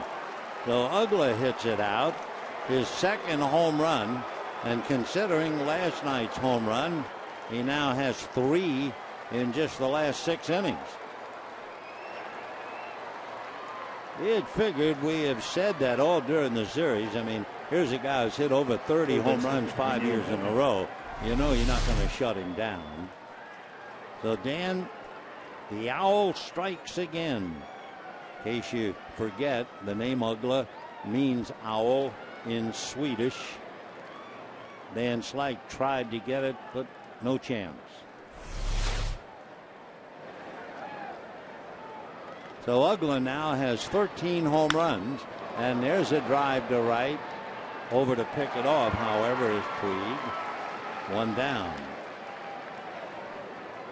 8-1 in favor of Atlanta. So the team that had scored 1 run in 24 innings has come alive. And they're heading for San Diego, led by Dan Ugla and Freddie Freeman. Dodgers will dig in the arrival of Arizona. Remember, Clayton Kershaw tomorrow night against Wade Miley. Game 2, Zach Greinke and Ian Kennedy. And then the concluding game of the series with Arizona and for the homestand, Hyun-Jin Ryu and Patrick Corbin. Corbin is still a perfect 9-0. For Dan Ugla, how about this? He's hit 2 home runs in a game. Big surprise? No, not really. And then you get into his career and you find out that Dan Ugla in his career has had 18 multi-home run games.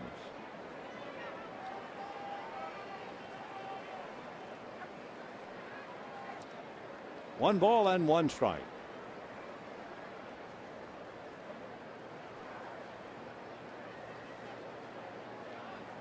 Ugla, remember, began the day hitting 185. But they know they have confidence in him. He's not going to hit for a big average. He had 19 home runs last year. He might hit another 30 this year.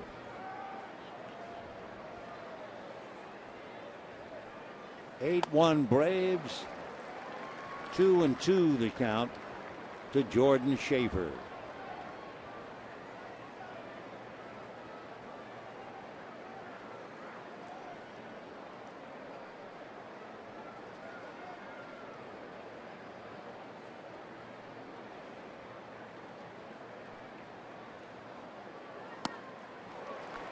So Schaefer comes up empty.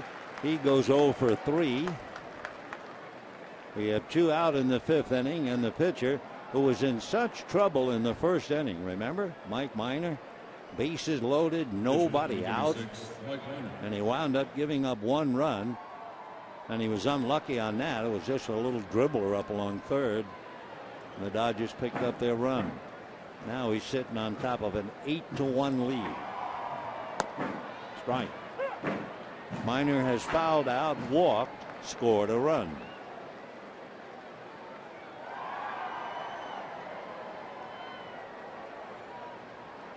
Oh and 1.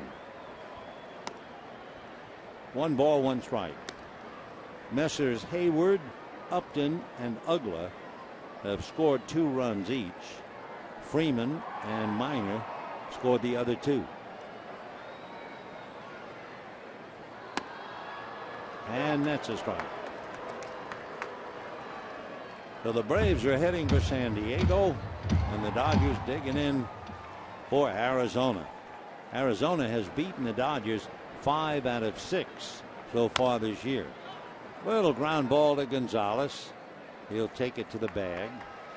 However, the run, a home run by Dan Ugla, his 2nd of the game, his 3rd in 2 games, and it's 8-1 Atlanta.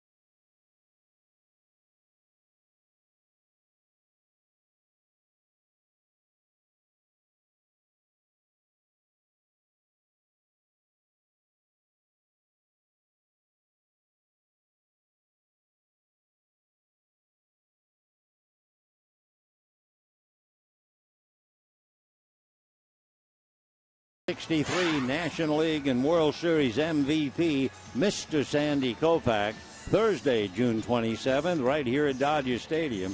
And the first 50,000 fans in attendance receive a Sandy Koufax bobblehead for their collection, compliments of Mitchell and Ness. For tickets, visit Dodgers.com/promotions. I figure I'm going to set the market today. I would think 10 Scully bobbleheads for 1 Yasiel Puig. Is that a fair deal? I think so. 10-1. Anyway, here's Punto. Ball 1.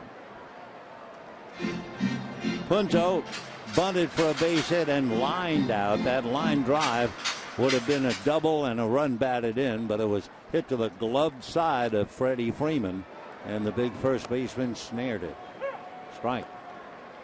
1-1 the count. It is a lazy Sunday afternoon. Crowd very quiet. The Braves have done all the noise and lead 8-1. Off the plate. Well, they had 3 tough games in this series. It was 1-0, and then Puig hit the grand slam, and the Dodgers won 5-0. And the next 2 games were decided 2-1 and 2-1. Little roller. Minor feeding Freeman. 1 out in the 5th. The last 3 assists have been balls hit back to Minor. He got Belisario, then he got Puig, and now Punto. And the batter is Adrian Gonzalez, who has walked twice.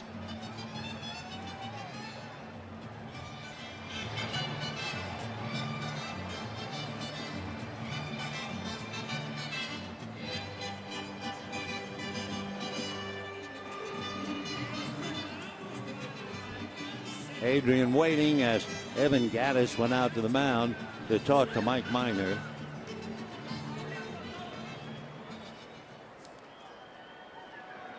The Braves heading for San Diego. It'll be their first series. They haven't seen the Padres until they take the field against them. A couple of clubs the Dodgers haven't seen: Cincinnati, Chicago, Philadelphia.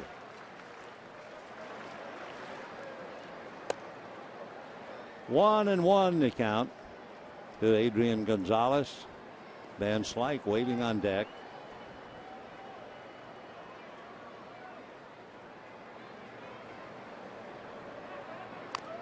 On the hands, 1 and 2 the count.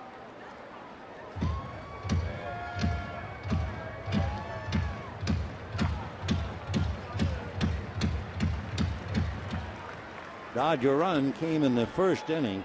They had a chance to get a lot more. They had the bases loaded, nobody out. That's a ground ball, base hit into right field. So a 1-out single to right, kind of a murmur of protest from Gonzalez. Hit number 5 for the Dodgers against Atlanta, and it'll bring up Scott Van Slyke, who hit into a force play at the plate, and then last time up fly to right.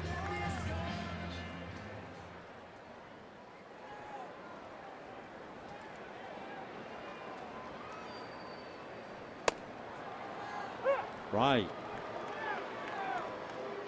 Dodgers did not play Hanley Ramirez yet again. And we understand that Hanley will have an MRI to find out about what's going on with the hamstring. So it's for the Dodgers, a heartbreaking thought that Kemp had a setback, and Ramirez, and I'm not saying he will, but he's a possibility to go on the disabled list again. That's a strike. 1 and 2 the count. So for Don Mattingly, the coach's front office, the disabled list has just turned out to be a disaster list for the Dodgers. Ted Lilly, the latest to go on. 2 and 2 the count.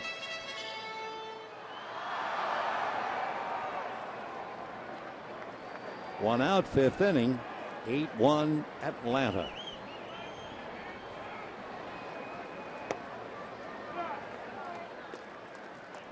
Braves, if they win this game, they wind up splitting the 4-game series and winning 5 of the 7 meetings for the year. 3 and 2. 1 out. And Van Slyke comes up empty. And that'll bring up Luis Cruz. Luis Cruz struck out in the first inning, fouled out in the third.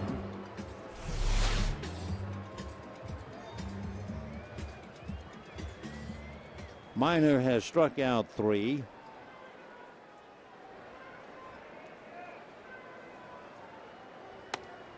Starts him with a strike, 0-1. Skip Schumacher on deck.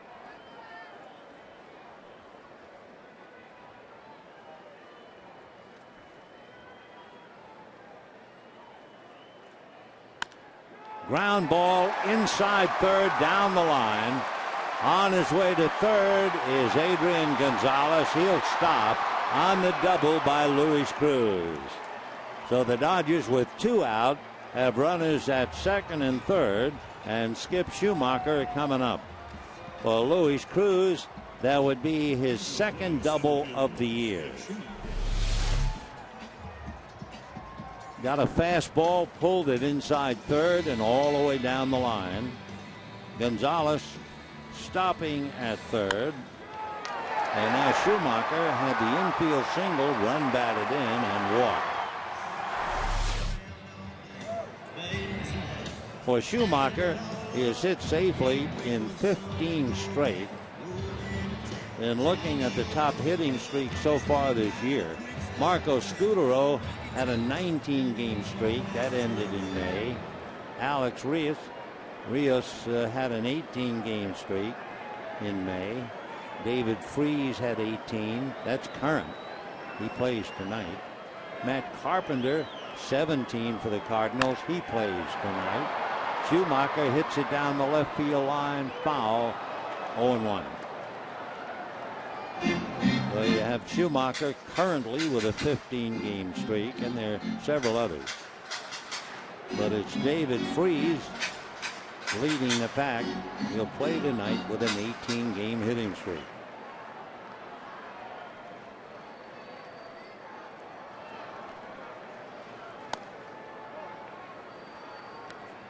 One ball and one strike to Skip.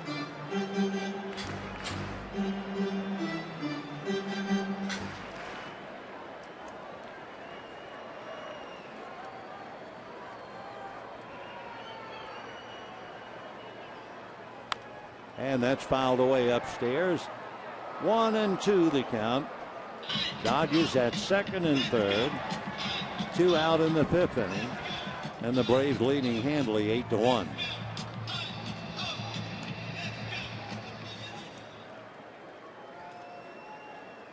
Gonzalez down the line from third. Cruz at second. Schumacher trying to pick him up. Fastball on the outside corner. So Schumacher caught looking. 4 strikeouts for the pitcher. And at the end at 5, 8-1 Atlanta.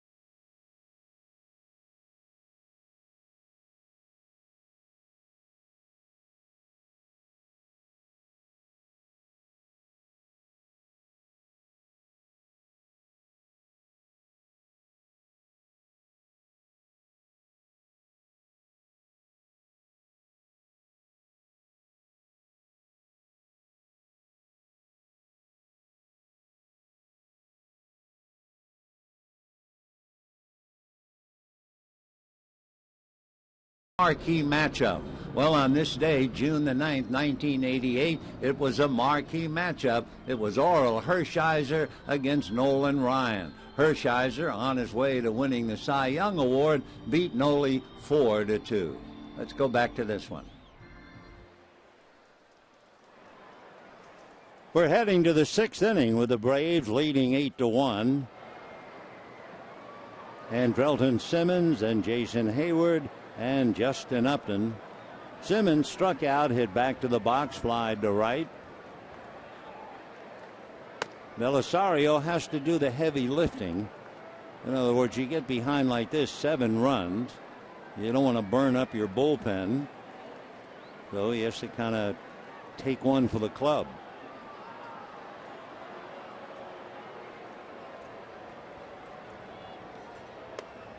Breaking ball strike. 1-1 the count to Simmons.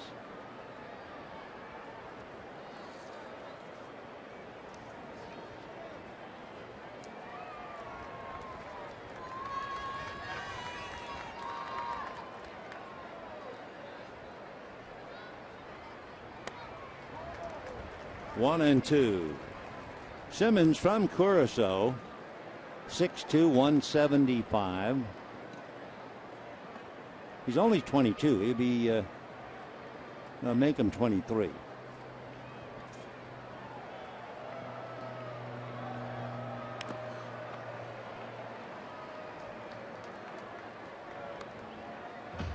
Simmons, growing up in Curacao, wound up going to school in Oklahoma. He caught the eye of the head coach at Western Oklahoma State during a recruiting trip, and he was a perfect fit. 2-2. He was picked in the 2nd round just 3 years ago, and here he is holding down the regular shortstop spot.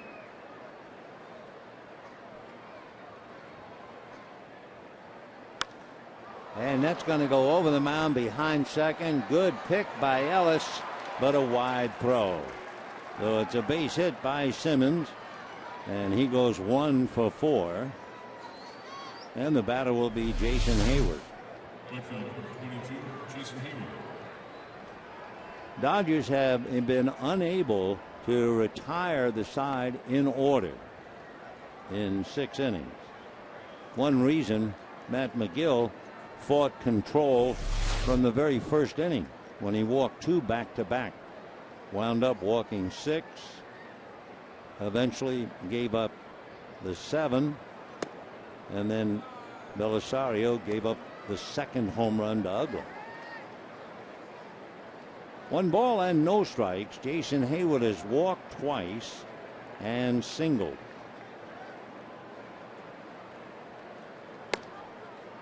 Ball 2.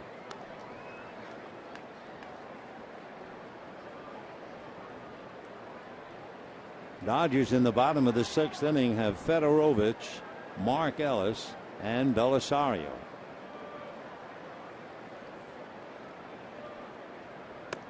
And ball 3.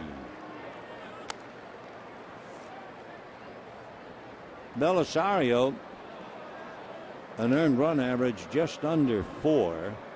He's allowed more hits than innings pitched. His strikeout ratio to walks 2-1. That's a strike. 3-1 the count. Don't forget, Arizona here tomorrow night. Ground ball to Ellis. The shovel to Punto. The throw to first, and they get the double play on a nice stretch by Adrian Gonzalez. So Hayward hits into the DP, and with 2 out, Justin Upton coming up. 4-6-3 if you're scoring. Upton got that ball way ahead of Simmons' arrival, but his hurried throw almost got away. Great save by Gonzalez. Boy, you talk about pulling a hamstring. How about that stretch?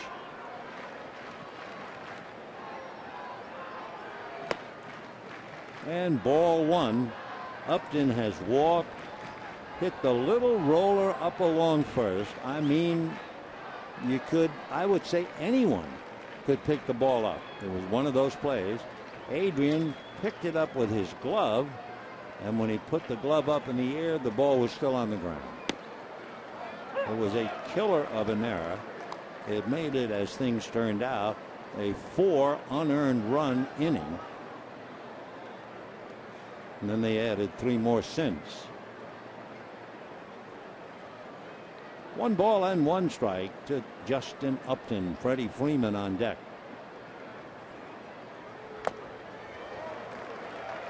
One and two.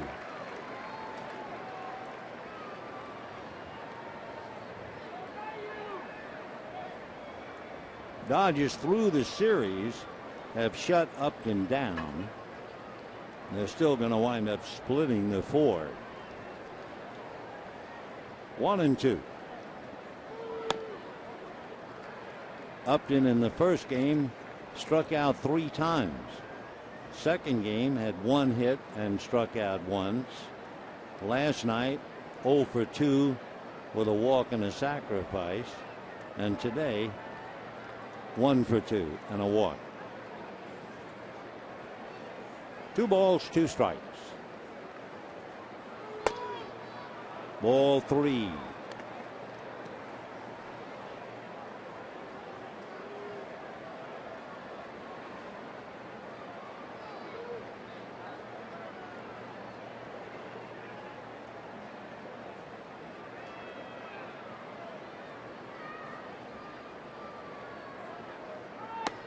Got him. So Upton is caught looking. They ring him up. No runs, 1 hit, nobody left. The end of 5 1/2, 8-1 Atlanta.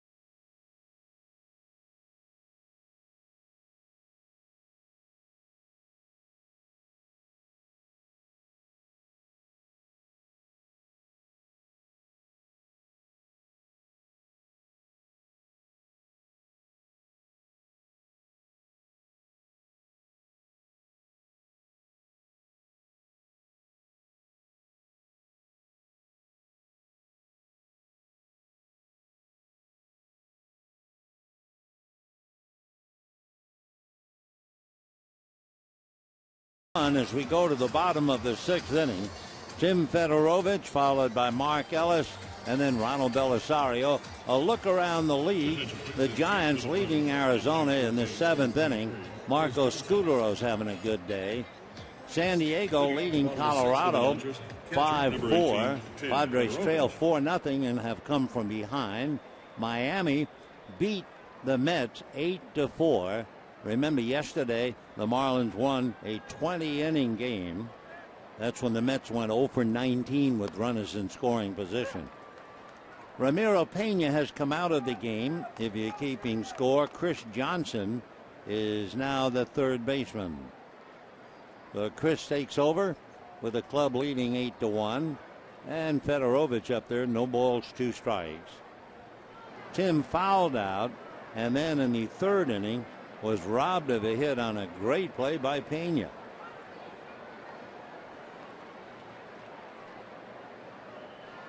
Oh, 0-2.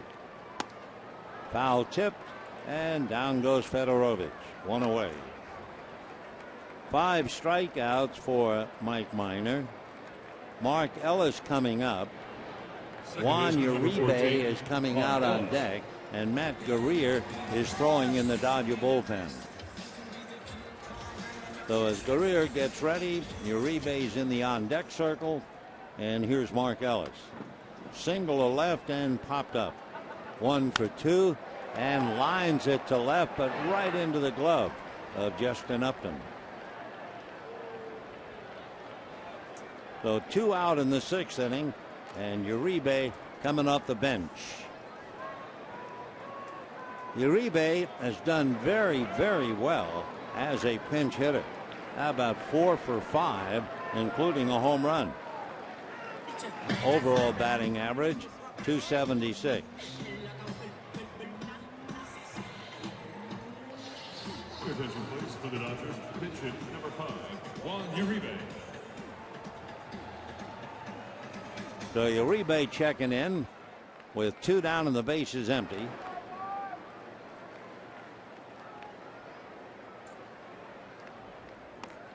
Oh and 1. Matt Guerrier getting ready to pitch to Freeman, Gaddis, and Ugla in the 7th.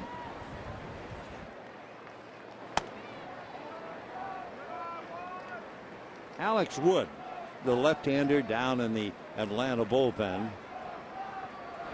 The pitch count for Minor is getting up to 100.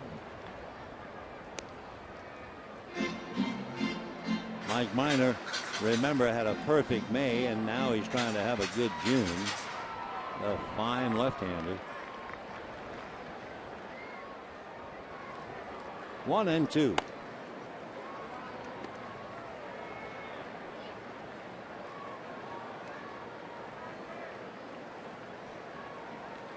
Dodgers saw some very good starting pitching for Atlanta, starting with Tim Hudson in the first game, Paul Maholm in the second game, Chris Medlin last night, and now Minor.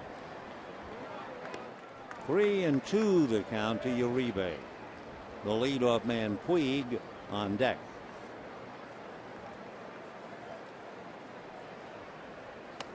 Foul tipped. Down he goes. So the Dodgers tiptoe through the 6th.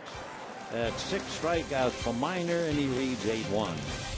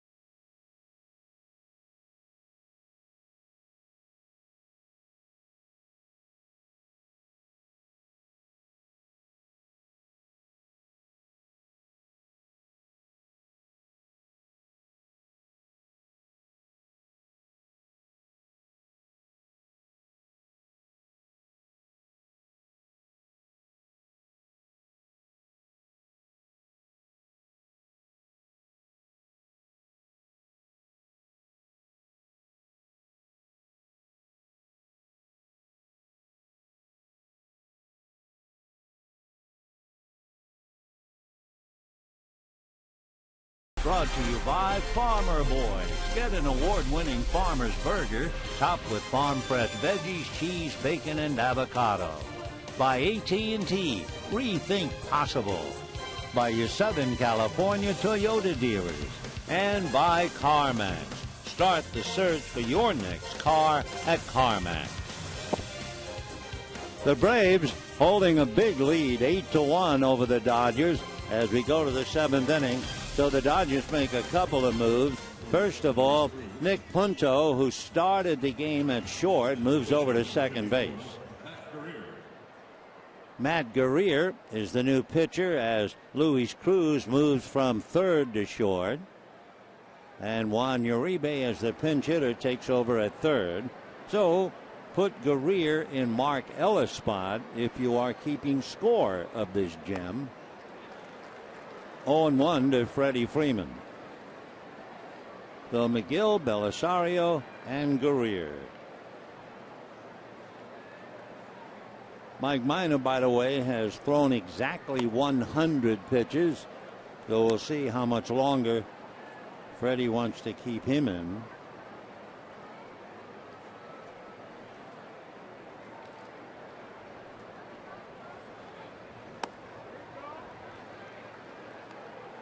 Belisario went 2 1/3, gave up a run on the home run to Dan Uggla, his second of the game.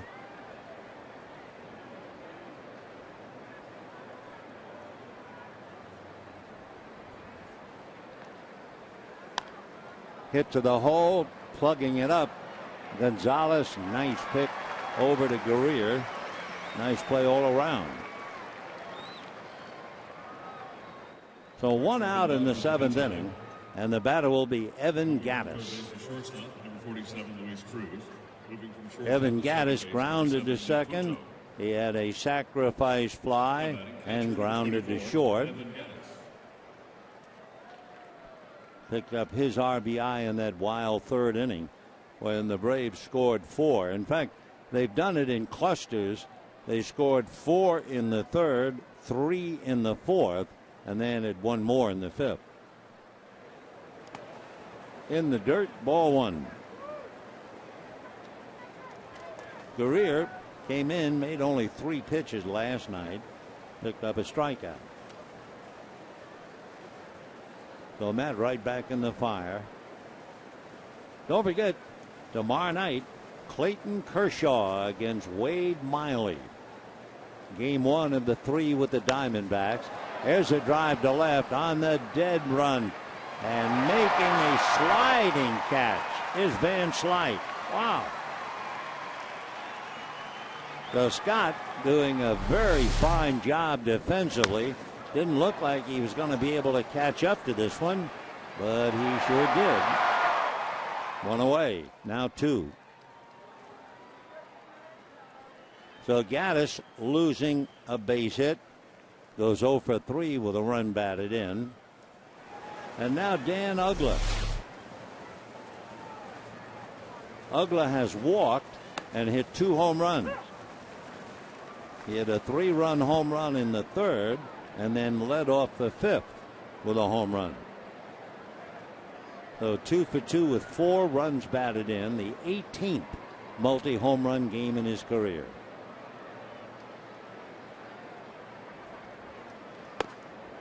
One ball and 1 strike.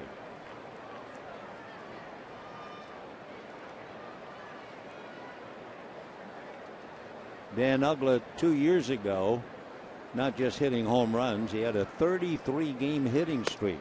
That was over his head.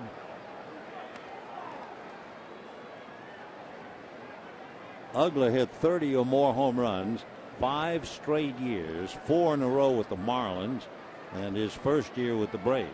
Then last year he hit 19. 3-1 the count to Dan. Matt Guerrier with 2 out in the 7th. Dodgers will have Puig, Punto, and Gonzalez in the bottom of the 7th. So Uggla draws the walk, and the batter would have been Pena, and now it will be Chris Johnson. Number 23, Chris Johnson.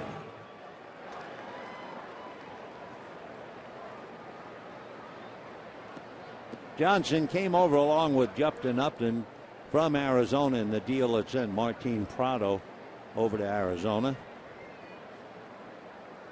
Johnson started the other night and again last night. He had 1 hit last night, a double to left field.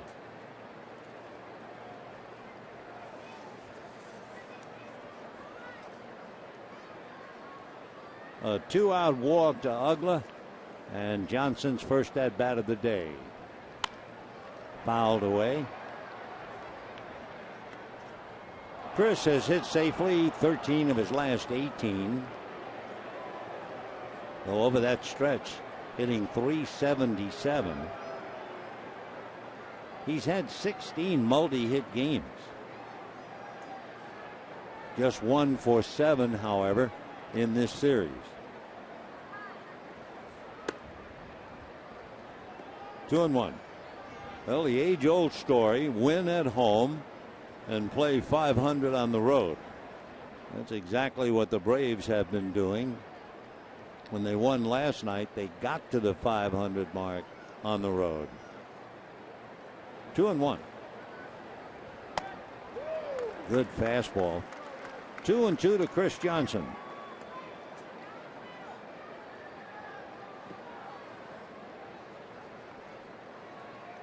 Matt Guerrero, the third Dodger pitcher. Matt McGill was charged with 7 runs. Belisario gave up 1. And for Johnson, unhappy with himself, throws helmet and bat away. No runs, no hits, a man left. At the end of 6.5, 8-1 in favor of Atlanta.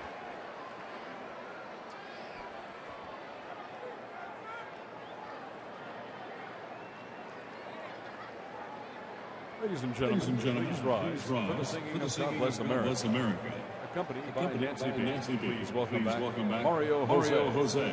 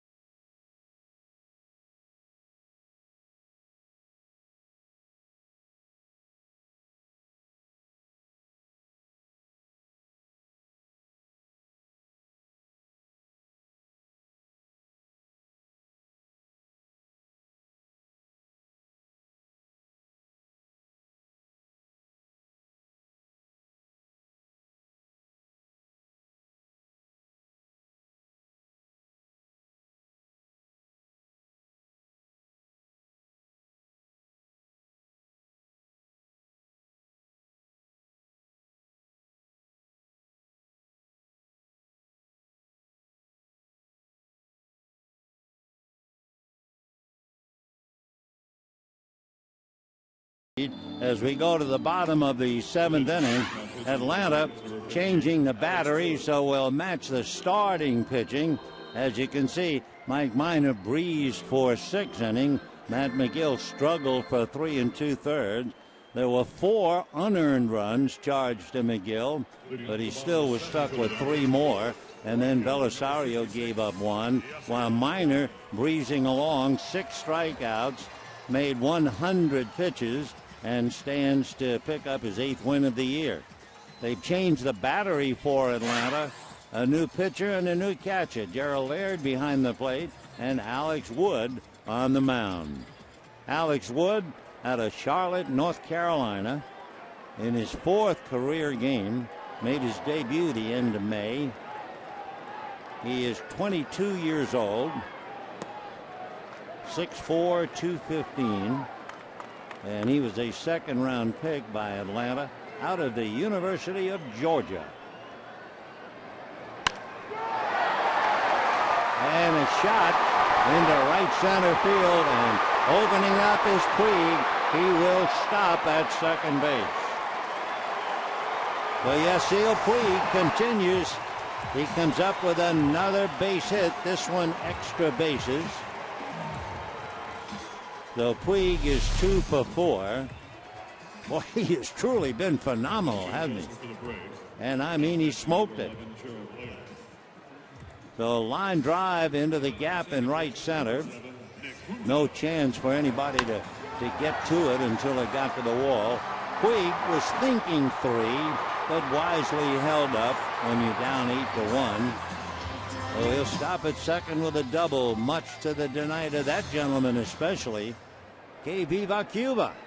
Viva Yasiel. And the batter is Nick Punto. Punto fouls it away, 0-1. Nick bunted for a base hit, lined out, hit back to the box.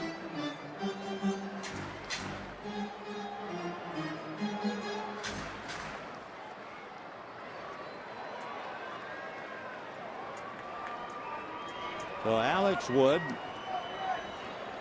young left-hander, gets a strike. 0-2 the count.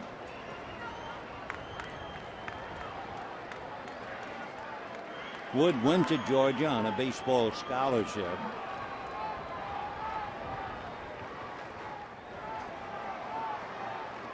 "22 years old. 1-2. His fastball has been clocked as high as mid-90s. They say he has a change, pretty good curveball, and Johnny Venters taught him a knuckle curve. Somewhat of a violent delivery. Comes flying at you. The baseball word is funky. In the dirt, down goes Punto, holding his Puig, and we have 1 out. So Puig, 2 hits today, a single and a double. 2 hits last night to make it 4. Home run the game before to make it 5. And a single and a home run the game before. So he's had 7 hits, including 2 home runs and a double in the series. Truly remarkable. Now the batter, Adrian Gonzalez, who has walked twice and singled to right.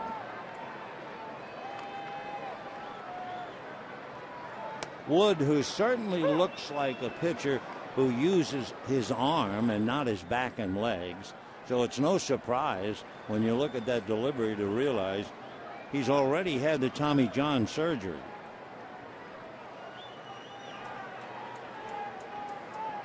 Oh, and 1.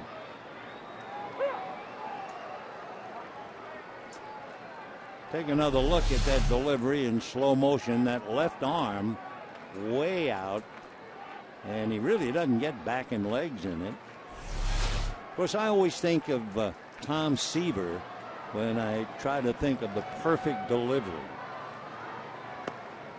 Tom Seaver was all back and legs, while Alex Wood looks like all arm, but they are really high on him when you realize they signed him last year, and here he is pitching in the big leagues.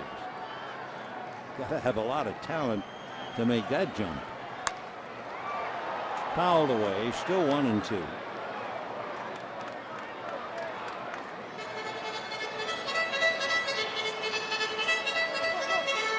Last year, he also wound up on the DL with a pulled back muscle. 1-2. Breaking ball hit to Freeman. He'll run it to the bag for the second out. And on the play, Puig will move over to third.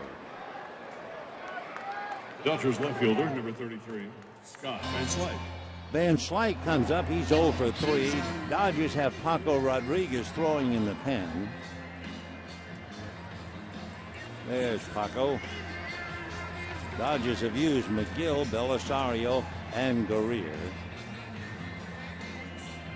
A left-hand hitter, Jordan Schaefer, is due to lead off in the 8th inning for Atlanta. So here's Van Slyke, hit into a force play at the plate, flied to right, struck out, made a dazzling catch of a ball hit by Evan Gattis in the top of the inning. Atlanta scored 4 in the 3rd, all unearned, 3 more in the 4th, and the 8th run in the 5th. 0-2. Dan Uggla's had a big game. 2 home runs, 4 runs batted in. Freddie Freeman has knocked in 3.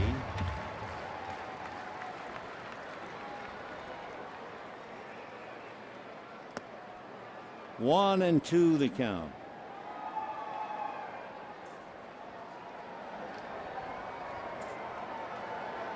Alex Wood picking up from Mike Minor.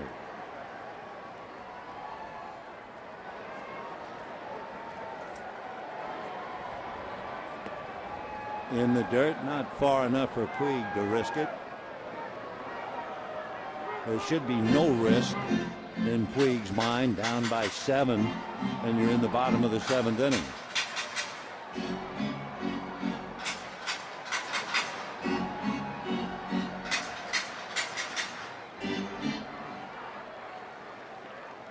So Yasiel walking down the line from third. Van Slyke trying to pick him up. Ball 3. Well, the young left-hand is throwing hard. He's living right in the 94 neighborhood.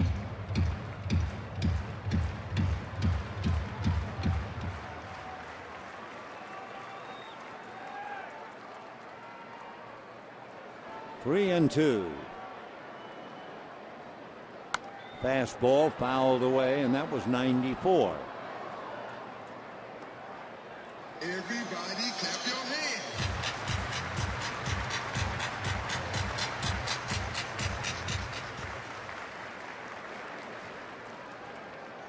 Dodgers with 7 hits in the game and had 3 hits in the first inning. Gobbled up by Chris Johnson. That's the inning. So no runs, a hit, the hit by the phenomenal Puig, and at the end of 7, 8-1 Atlanta.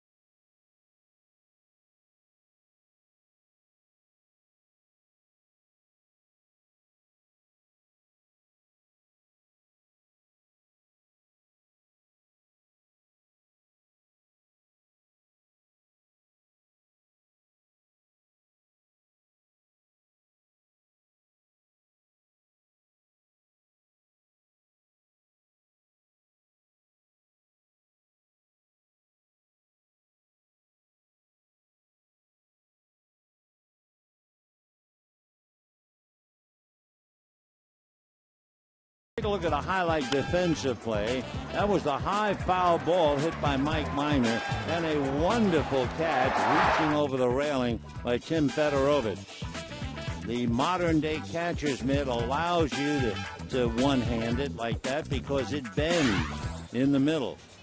They split it many years ago, and it has changed the position a great deal compared to those big, almost like a waffle, that was stuffed like a sofa, and you couldn't bend it.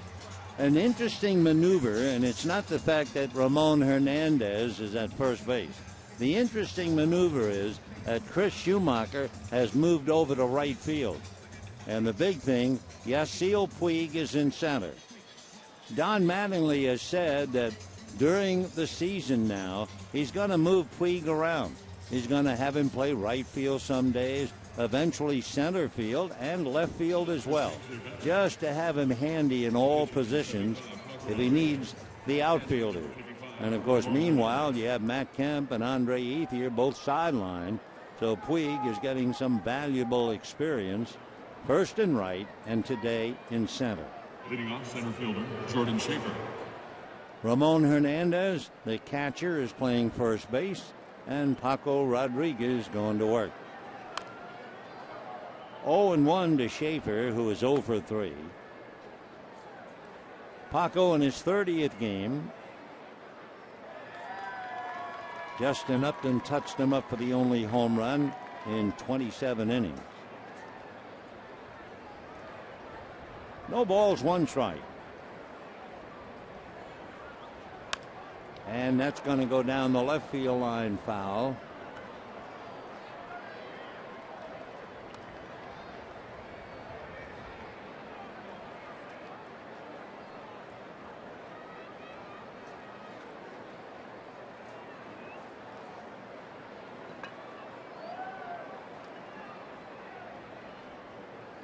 Gerald Laird, the catcher, is batting 9th.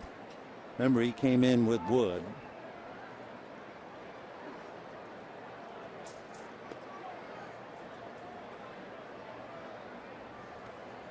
One ball and 2 strikes. The paid attendance today, 39,028. 39,028. Maybe you'll be with us tomorrow night. Clayton Kershaw, Wade Miley, the Dodgers and the Arizona Diamondbacks. And that figures to be a great finishing act to this homestand. Kershaw and Miley tomorrow night. Greinke and Ian Kennedy Tuesday night. And then Hyun-Jin Ryu and undefeated Patrick Corbin, 9-0 for Arizona. So Kershaw, who appeared last night in a shocking role, at least I thought it was shocking, the fact they used him as a pinch runner. Meanwhile, Schaefer strikes out again. Second time he's gone down. And we have 1 out in the 8th. Kershaw talking to Andre Ethier. Andre fouling a ball off the ankle, but they also wanted to give him a day's rest, and he's having it. So 1 out, and here is Laird. Backup catcher.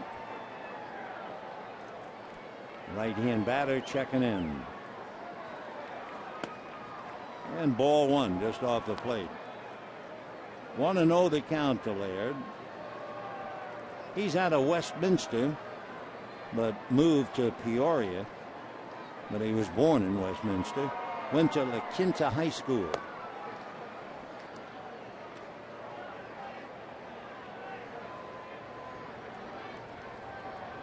Westminster and Garden Grove, that was his area. He was first team All-American at La Quinta High School. 6'1", 225. He's 23. He'll be 24 in November. That's going to go foul down the line. 2-1 the count. So kind of nice that Laird gets into the game, albeit late in the series, in the 8th. Originally selected by the Oakland A's in 1998. Played a lot of time with the Rangers. Ground ball to third. Uribe is on it. Over to Hernandez. and we have 2 down in the 8th inning. So Laird grounds out, and it'll be the top of the order. And Drelton Simmons, who is 1 for 4.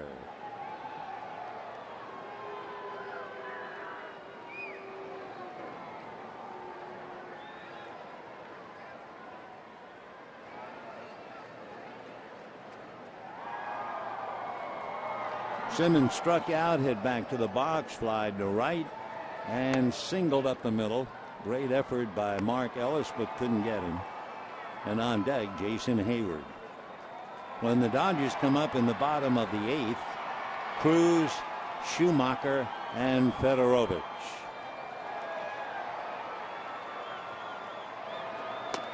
Paco gets a strike, 1-1.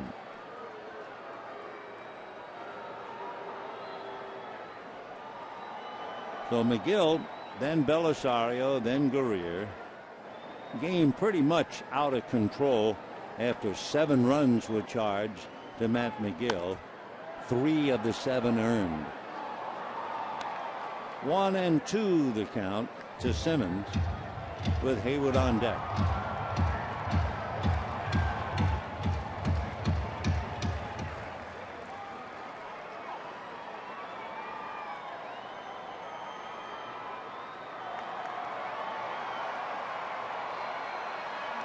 In the dirt. 2 balls and 2 strikes the count to Simmons. Got on base once in the 6th, and then Hayward hit into a double play.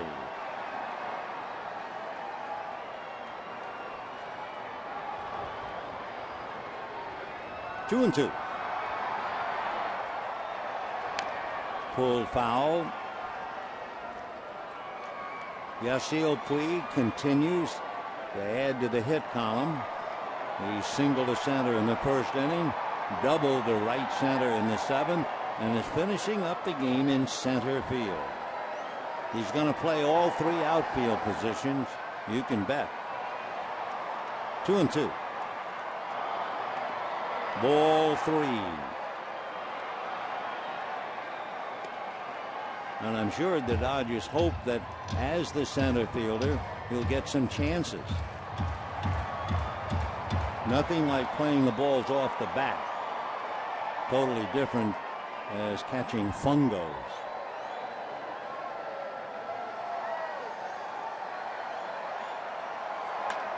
Ground ball back to third. Nice pick by Uribe on the money to Hernandez.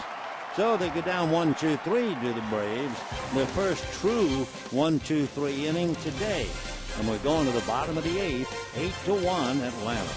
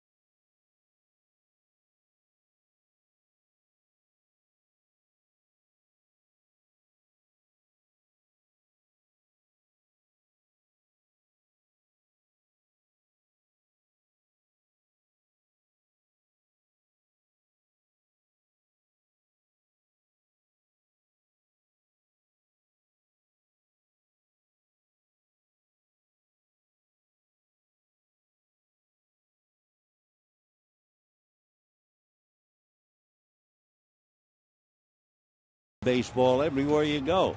Available for iPhone, iPad, Android, and BlackBerry 10. At Bat delivers Dodger Baseball with live audio, pitch tracking, stats, news, highlights, and more. So text At Bat to 31826 or visit Dodgers.com. Luis Cruz will be next to face reliever Alex Wood as we start the bottom of the 8th inning. Be followed by Schumacher and Fedorovich. Strike. Cruz struck out, fouled out, and doubled in the 5th inning. The only Dodger run came in the 1st inning. They had the bases loaded and nobody out. Van Slyke hit into a force play at the plate. Cruz struck out, and then Schumacher just topped the ball up along third, and the run scored by Punto. But that's it. Cruz fouls another one. Still 0-2. Arizona is heading here for tomorrow night, and they are losing. The Giants beating Arizona 6-2. A team effort by San Francisco. Ground ball to Simmons. Fine arm, one away. We say that the Giants making a team effort. They have 6 runs, and 6 different Giants have an RBI to back Chad Godin. So 8th inning, 6-2 San Francisco. The batter is Schumacher. Rolled one about 70 feet up along third base for a base hit and a run batted in. So he's hit in 15 straight.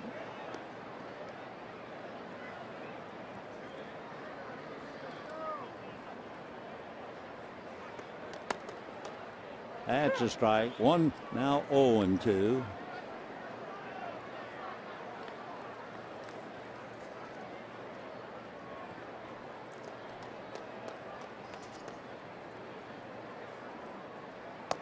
Longest streak will repeat. Marco Scudero had a 19-game streak. Alex Rios of the White Sox had an 18-game streak. That ended. But David Freese plays tonight, and he has an 18-game streak. So does Matt Carpenter of the Carpenters play tonight, and he has a 17-game streak. And here is Shu, 15 straight. 1-2. Got him. So Schumacher strikes out. That'll bring up Fedorovich. The young catcher has fouled out, robbed of a hit by Pena back in the 3rd inning, and struck out last time up in the 6th.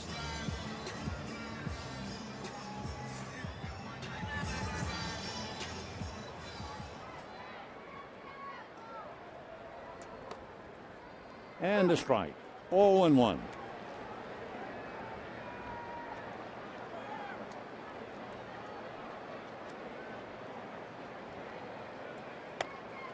Mike Minor breezed for 6 innings. Alex Wood now getting a little experience. The young left-hander pitching his 2nd inning. He has given up 1 hit and struck out 2. And he gets ahead of Fedorovich, 1-2.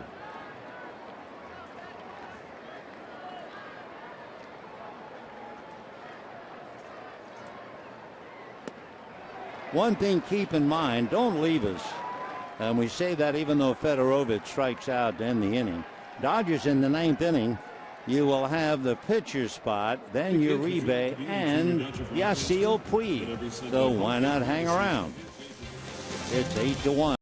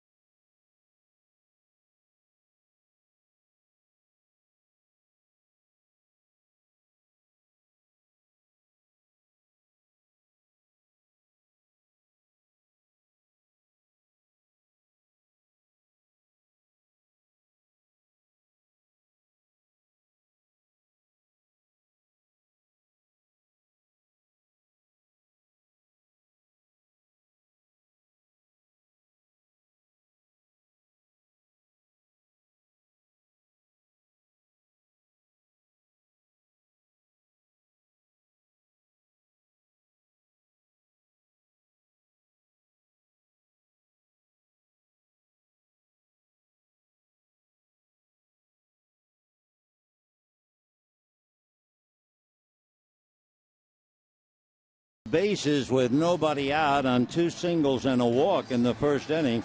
They struggled, and they were fortunate to get 1 run on that 70-foot single by Skip Schumacher. However, Dan Uggla has hit 2 home runs to give him 4 runs batted in the game. He had 1 last night. And Matt McGill, it was the same old story. Even though the Dodger defense let him down, he was struggling finding the strike zone. He walked 6 more. So, of course, he's got great ability, but it's going to be wasted until he learns to throw strikes. Meanwhile, the Dodgers go to the pen. Peter Moylan pitched well last night. He came in, pitched the 9th inning, 15 pitches, walked B.J. Upton, but that's all. Had been with the Braves, the Australian spending his first year with the Dodgers. And Peter will be facing Jason Hayward, Justin Upton, and Freddie Freeman. 9th inning.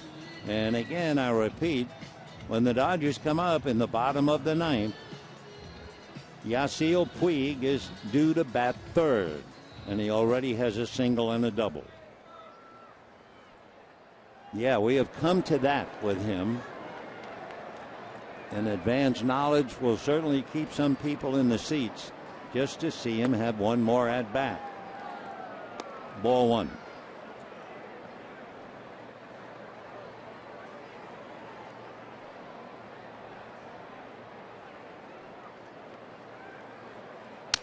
And it sounds like a cracked bat. He'll take it, a flare base hit into left field. So Hayward reaches for the 4th time. He has 2 walks, 2 singles, and he grounded into a double play. So a base hit. And the batter now will be Justin Upton. Upton walked, reached on an error, singled, and struck out.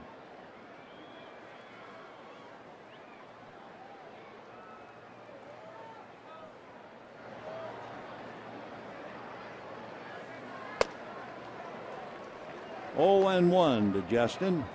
A reminder, Dodgers Live, that'll be coming up after the game.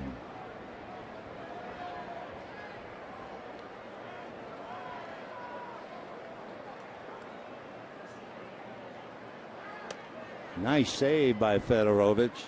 Boy, he does a great job behind the plate.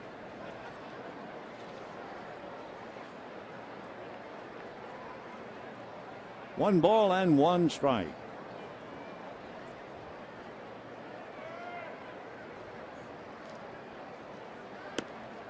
Little low. 2-1.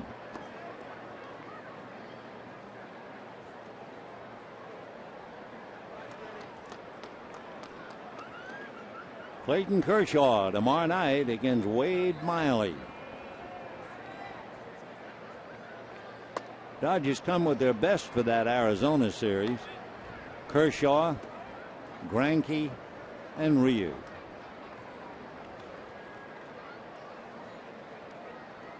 Boy sitting in the shade, cooling off. A.J. Ellis talking to Clayton. 3-1. Full count to Justin Upton. 14 home runs, 29 runs batted in.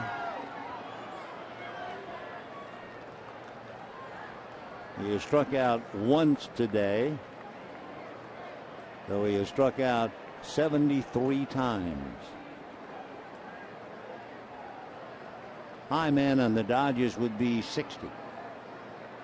Kemp. So Upton strikes out again. 1 away. The home run has certainly been important to the Braves. They came into this game with 83 home runs. They now have 85.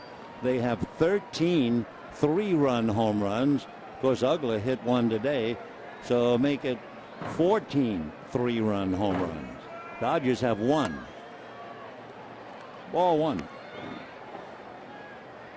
Freeman fly deep to left, single to right, doubled over Schumacher's head to drive in 3 and grounded out. So he's 2 for 4. Another big day for Freddie.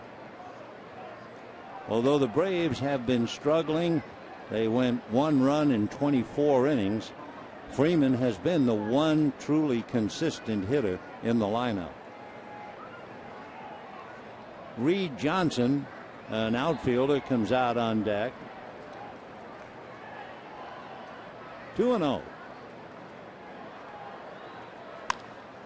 And that's lifted in the air. Van Slyke calling. So 2 down. Hayward has to hold it first. And here comes Reed Johnson. Attention please for the Braves. Pinch hitting number 7, Reed Johnson.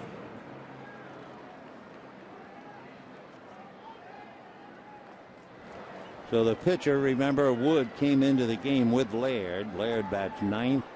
So we have a look at Reed. Veteran ball player. First time we've seen him in the series. Hitting .262 with a home run and 6 runs batted in.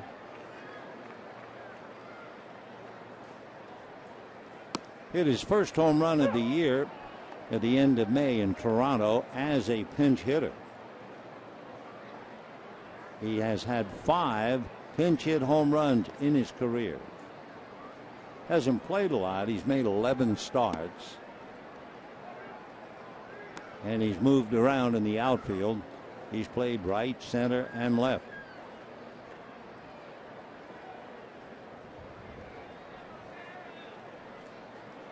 One and 1 to Reed Johnson. 1-2.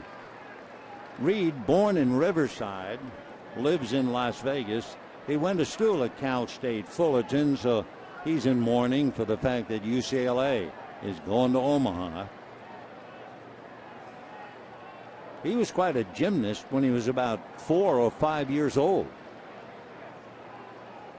And he lifts one into left center. A trio of Dodgers. It will be a sliding catch for Scott Van Slyke. That's the second beauty he's come with today. He made the other one on Gaddis in the 7th inning. Hollering, I got it, and he had it. So we're heading to the bottom of the 9th. Puig is due up third.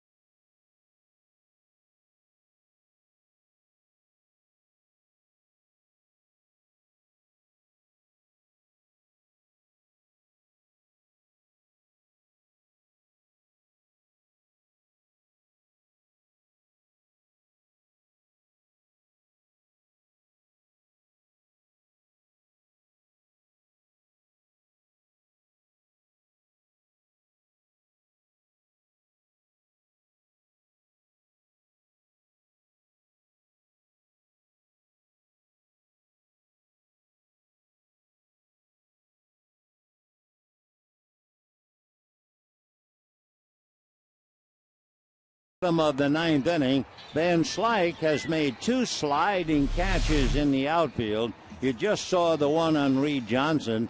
This one, well, we'll take another look at Johnson. He comes racing in, hits the dirt, and makes the catch. Earlier in the 7th inning, racing towards the left field foul line, he made another sit-down sliding catch. So Van Slyke has been dazzling out there. Here's the second one. Here he is racing for the line, and he hits the grass and comes up with it again. So Van Slyke 0 for 4 with the bat, 2 for 2 with the glove. His dad had 5 gold gloves, and he was something special with the Cardinals. So we've reached the bottom of the ninth. David Carpenter out of Morgantown, West Virginia, lives in Fairmont, West Virginia. He'll be 28, 6'2", 215. Originally drafted by the Cardinals out of West Virginia University. He made it to the big leagues with the Astros, now with the Braves.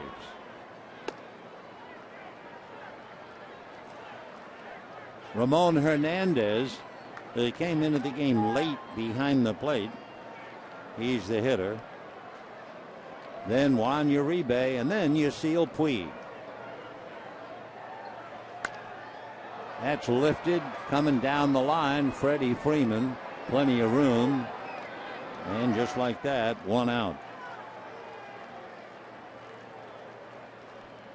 Interesting combination of names. Remember, Alex Wood pitched the previous inning. So who else but a Carpenter would follow Wood? Well, hey, it's 8-1 Braves. 9th inning, 1 out. Where are we? Here's Uribe. Struck out as a pinch hitter in the 6th. Stayed in the game. Yasiel Puig is on deck. 0-1 the count to Uribe. So it's been Minor, Wood, and Carpenter. Puig with a single and a double. And the count goes to 0-2 to Juan Uribe. David Carpenter credits Cardinal ace Chris Carpenter and catcher Jason Mott helping him to adjust. 1-2 the count. He never did pitch for the Cardinals, however.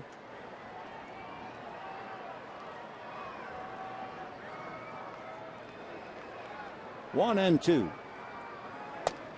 Off the plate. Carpenter from Fairmont, West Virginia, will not be the most famous athlete coming out of there. It's the hometown of gold medal gymnast Mary Lou Retton. And also Coach Nick Saban from Alabama. Uribe, a drive to right. Hayward there fighting the sun. And so the last act of today's little drama, and Yasiel Puig coming up.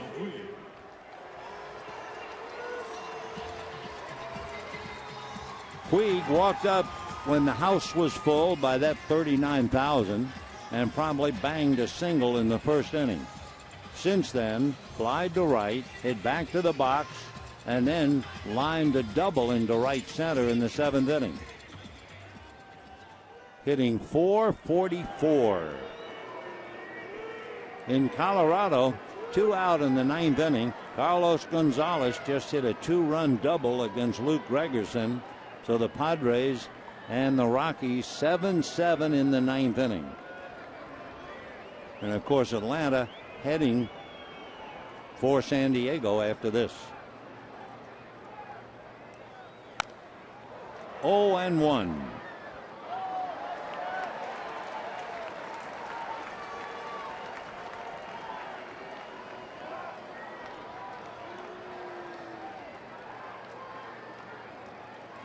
Puig acting like he wasn't loose on that swing.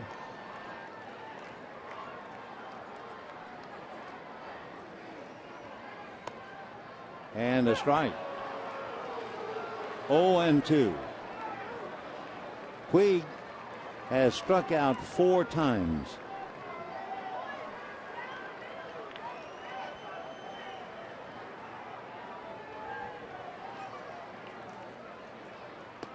Check swing foul. In fact, they're saying no swing, I guess. They looked down to first. Tim Tishner indicated no swing. So I assume the count is 1-2. Dodgers in the dugout hollering out, "What's the count?" And Rayburn turns. So 1 ball and 2 strikes. Ball just went back. We thought it hit the bat, but obviously it didn't, nor did he take a swing. And he bangs it into right field. Wow. Yasiel Puig comes up with his third hit. 2 singles and a double. Boy, he is worth the money to watch. No doubt about it. He hits it anywhere and everywhere. And right on the button. I mean, that's tough. A 1-2 count and a line drive single to right field. They're not going to hold him. They don't expect him to do any running, down by 7 and 2 out. And the batter is Nick Punto.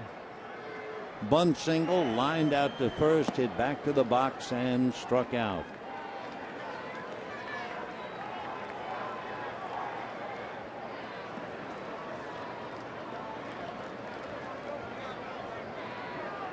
David Carpenter trying to get the last out. That's a strike. 1-1.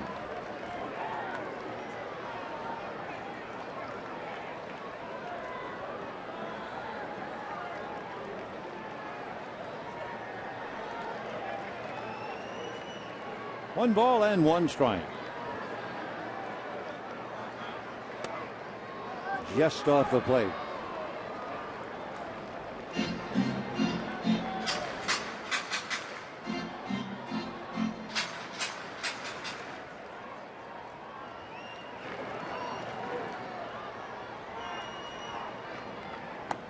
Again off the plate. 3-1 the count.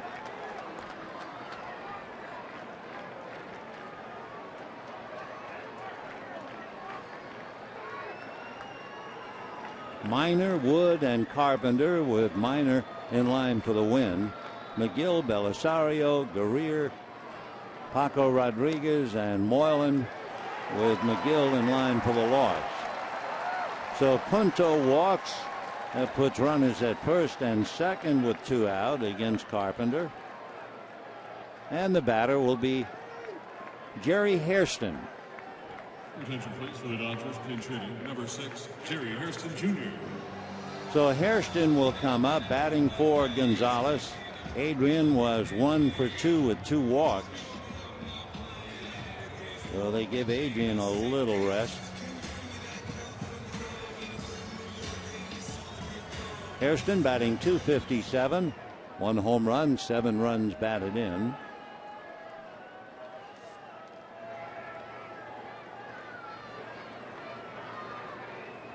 Fastball fouled away. Hairston looking for his first hit as a pinch hitter, because it's a rough roll. He's 0 for 7.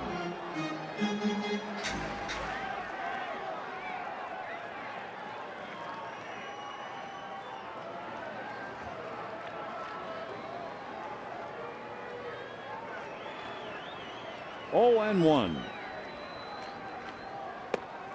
Breaking ball. 0 and 2.